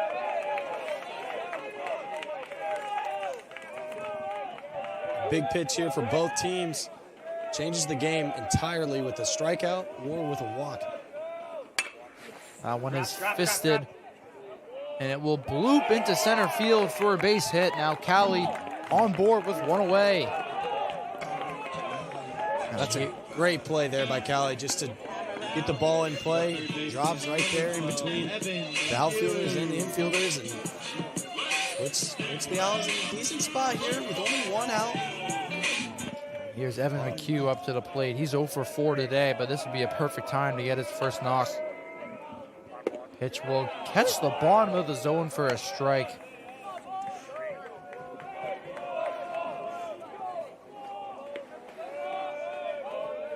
One on, one away, and that one will catch the bottom of the zone as well. Now 0-2 to Evan McHugh here. There's another one, holds off on it, that one will miss, now 1-2.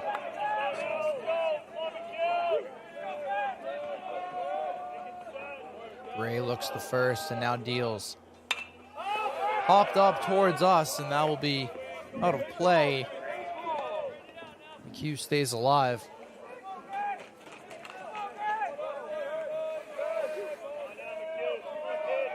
There's the 1-2 again from Gray. Caught him looking at the bottom of the zone. 2 outs now. Gray's second strikeout, and the Owls are down to their final out. McHugh very annoyed. He didn't think that was a strike at all. We've talked about him all day. Did it all in the first game. Hasn't done much here in the second one. But this is the guy that you want to have up to bat. There's Tommy Ehlers. He'll crack one to second. And that will do it. Rhode Island College takes game number 2, 6-3. The Owls bats cool off and are unable to complete the comeback. They'll split the doubleheader. Keene State wins game 1, Rhode Island College wins game 2. We'll be back in a little bit for post-game interviews. Don't go away on the Owls Media Network.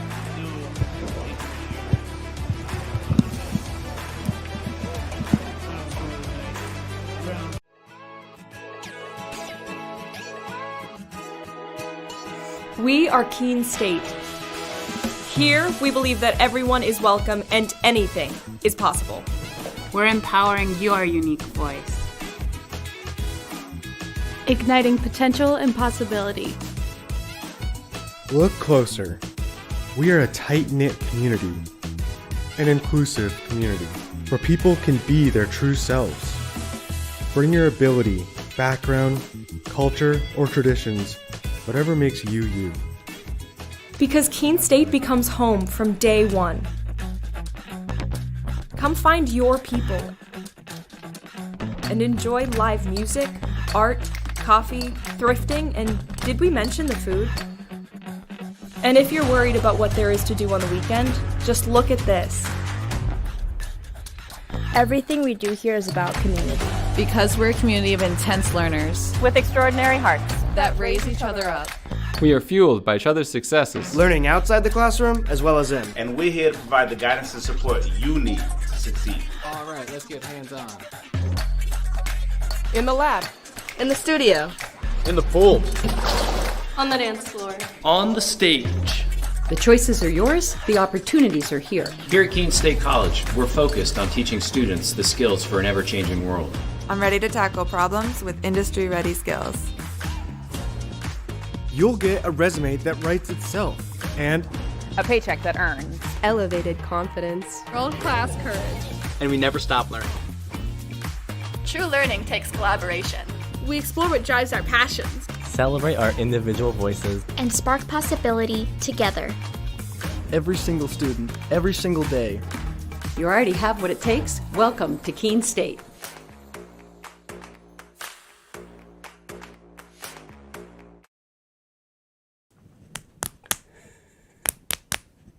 Okay, you want to say it or That's up to you.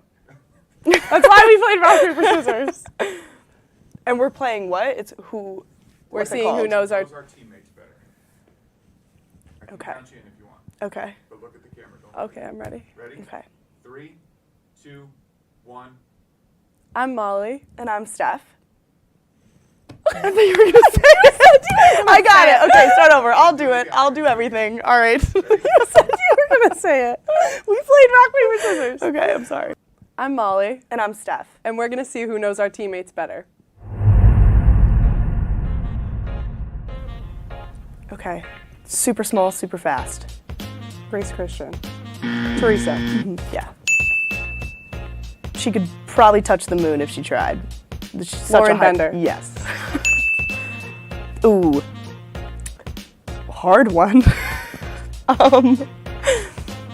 She has a really nice, funny, blonde best friend. She Molly Weatherby. Rapunzel. Sarah Bartles. Yes. Oh, another good one. Super funny. Shoot. Fellow middle. Ridiculously cool. Savannah. Veronica. Our set of position. I'm sorry, Abe. Oh my God. Love. She's super energetic, super powerful. Colleen Frazier. Gigi Say. Super powerful, like jumps and the ball could go through the floor. Different one. Rhode. Yes. Throws herself for every ball. Colleen Frazier. Nope. What? Reagan.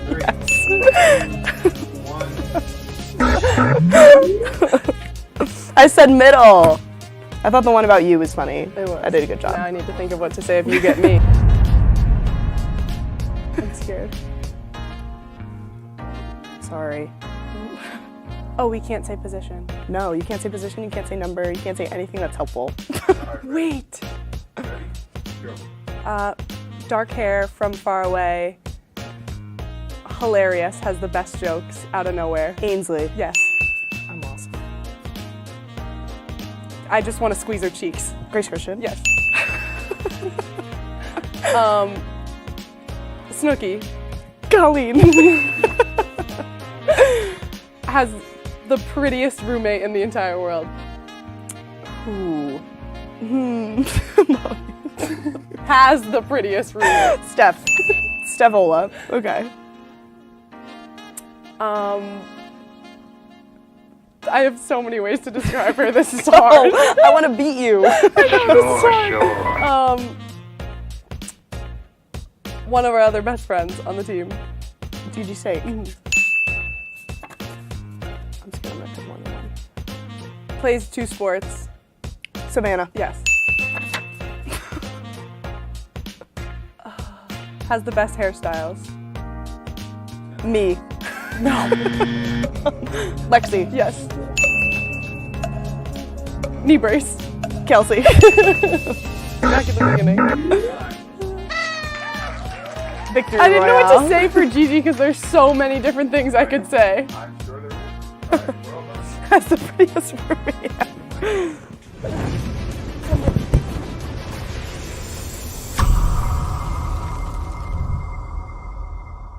This is Paul Sullivan of Sullivan Tire Company. We're thrilled to be sponsoring the Keene State College Athletic Program, supporting the Owls. No matter what the sport is, in Division III, they are legendary. What a great academic institution, liberal arts school, in a beautiful part of New England. So let's go, you Owls, and remember at Sullivan Tire, we're always here to get you there. Thank you.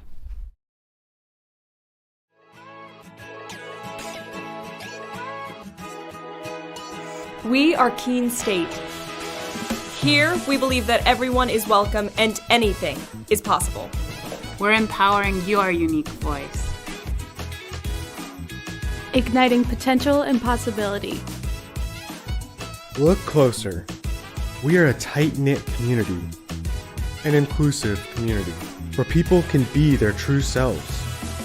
Bring your ability, background, culture, or traditions, whatever makes you you. Because Keene State becomes home from day one. Come find your people and enjoy live music, art, coffee, thrifting, and did we mention the food? And if you're worried about what there is to do on the weekend, just look at this. Everything we do here is about community. Because we're a community of intense learners With extraordinary hearts. that raise each other up. We are fueled by each other's successes. Learning outside the classroom as well as in. And we're here to provide the guidance and support you need to succeed. All right, let's get hands-on. In the lab. In the studio. In the pool. On the dance floor. On the stage. The choices are yours, the opportunities are here. Here at Keene State College, we're focused on teaching students the skills for an ever-changing world. I'm ready to tackle problems with industry-ready skills. You'll get a resume that writes itself and A paycheck that earns. Elevated confidence. World-class courage. And we never stop learning. True learning takes collaboration. We explore what drives our passions. Celebrate our individual voices. And spark possibility together. Every single student, every single day. You already have what it takes. Welcome to Keene State.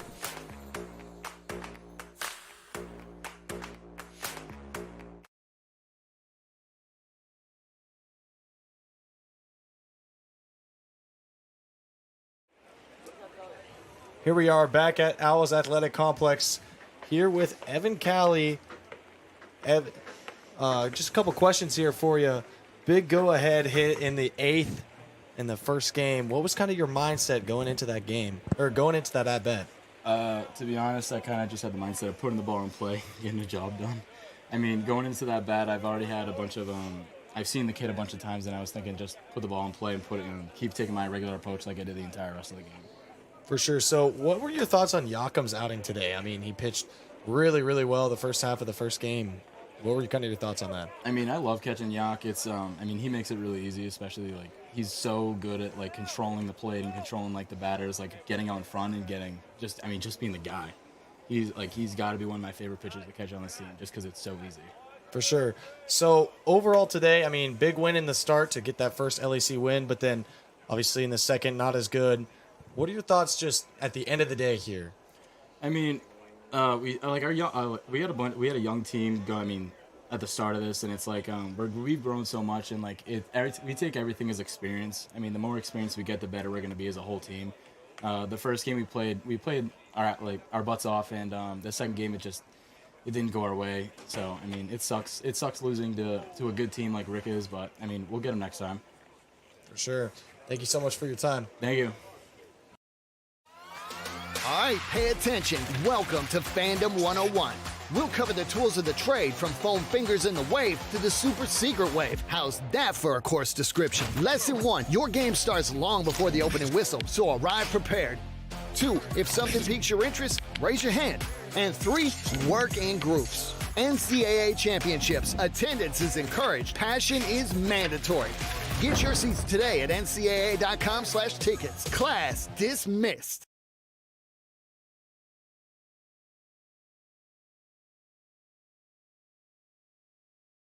Fenton Family Dealerships, Tri-State Area's best selection of new and pre-owned cars, trucks, and SUVs, has state-of-the-art service facilities and services all makes and models. Home to an exclusive lifetime powertrain warranty on no extra cost to you. Locally owned since 1986. More information at FentonDealerships.com.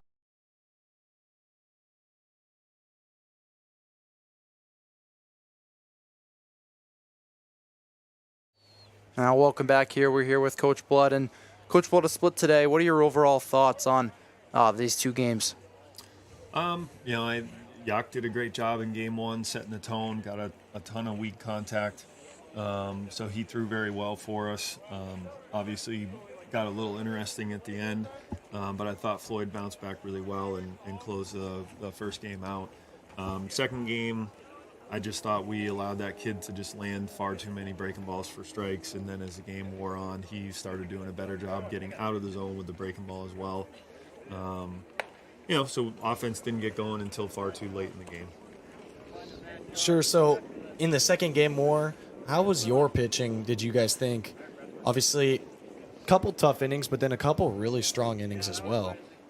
Yeah, I think one of the things we have to do a better job of overall as a staff is limit the big innings. We've had, this isn't anything we haven't seen this year where, we'll have some innings we'll stretch together where we're getting ahead and we're doing a good job with 2 strikes and creating some weak contact and swings and misses. And then very quickly we'll have a rough one where we'll give up 3, 4, 5 runs. So we've talked a lot about doing a better job, 2-strike execution, out of the zone. Rick has a ton of veteran hitters. These guys have been in the league for, I've been here 4 years, and I feel like they were here 2 years before I got here. So they've been through it before. They've seen a lot of competitive pitching in this conference, and if you don't land pitches and execute them in places that they can't hurt you, then they are going to hurt you. And we saw that a few times. I actually told the guys I took the blame for Pierce's second homer. That was a bad pitch call on my part, but we just need to be better in certain counts, and I think that will help us limit some of those big innings. And that's your first taste of the conference schedule for so far this season. How do you think this doubleheader can propel you into the later parts of the season? I know that a lot of our desires to get into the postseason rest on what we do in conference, but I try not too much to not separate these midweek games, non-conference. We try to play a really competitive schedule, and we got a couple of good teams coming up this week on Tuesday and Wednesday. So in my opinion, every time we take the field is an opportunity for us to sharpen our skills and gain more confidence and prepare ourselves to perform well in the next game. So whether it's Westfield or Western New England, who are 2 very good teams in the region, or next weekend, WestCon or UMass Boston coming up, or Southern Maine, we need to play well if we want to get to late in the tournament in the LEC. We need to play well against all these opponents. So, these games, I guess, when you have a back-to-back 9-inning games, it's a long day. We've been here since 7:30 trying to get the field ready. They definitely carry a little more emotion throughout the day, but all these games matter and can help move us in the right direction or keep us treading water. Awesome. Well, thank you for your time, Coach, and good outing today, even though with the split. Thank you. Appreciate it. We'll be back. All right, pay attention. Welcome to Fandom 101. We'll cover the tools of the trade from foam fingers in the wave to the super secret wave. How's that for a course description? Lesson 1, your game starts long before the opening whistle, so arrive prepared. 2, if something piques your interest, raise your hand. And 3, work in groups. NCAA championships, attendance is encouraged, passion is mandatory. Get your seats today at ncaa.com/tickets. Class dismissed.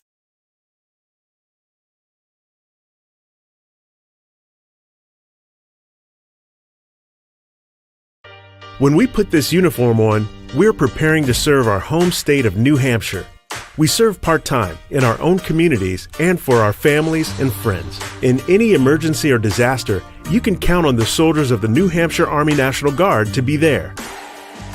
Our mission here at home is to make life better for everyone, and the benefits we earn help us improve our own lives.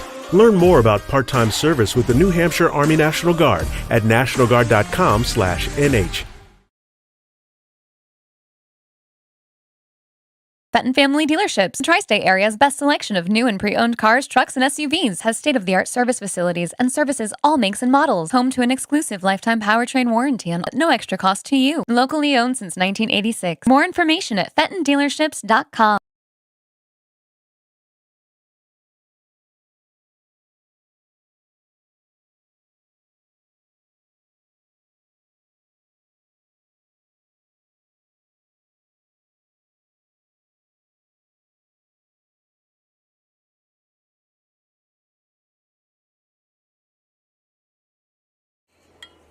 Keene State Athletics on the Owls Media Network is brought to you by the New Hampshire Army National Guard.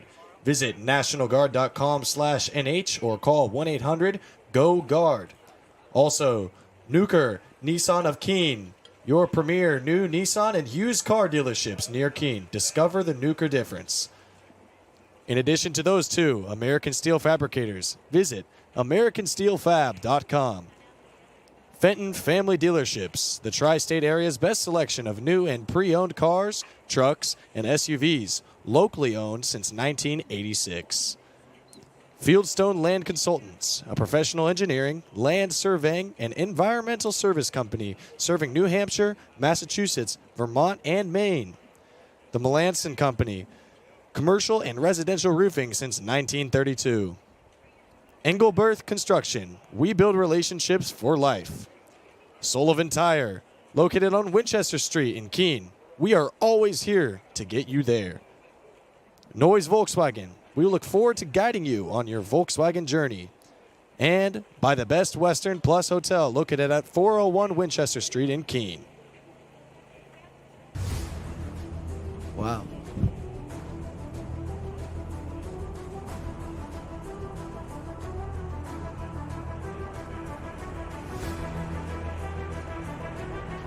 That'll do it for tonight's doubleheader matchup. The next game for the Owls will be Tuesday night here at home against Westfield State. See you guys on Tuesday.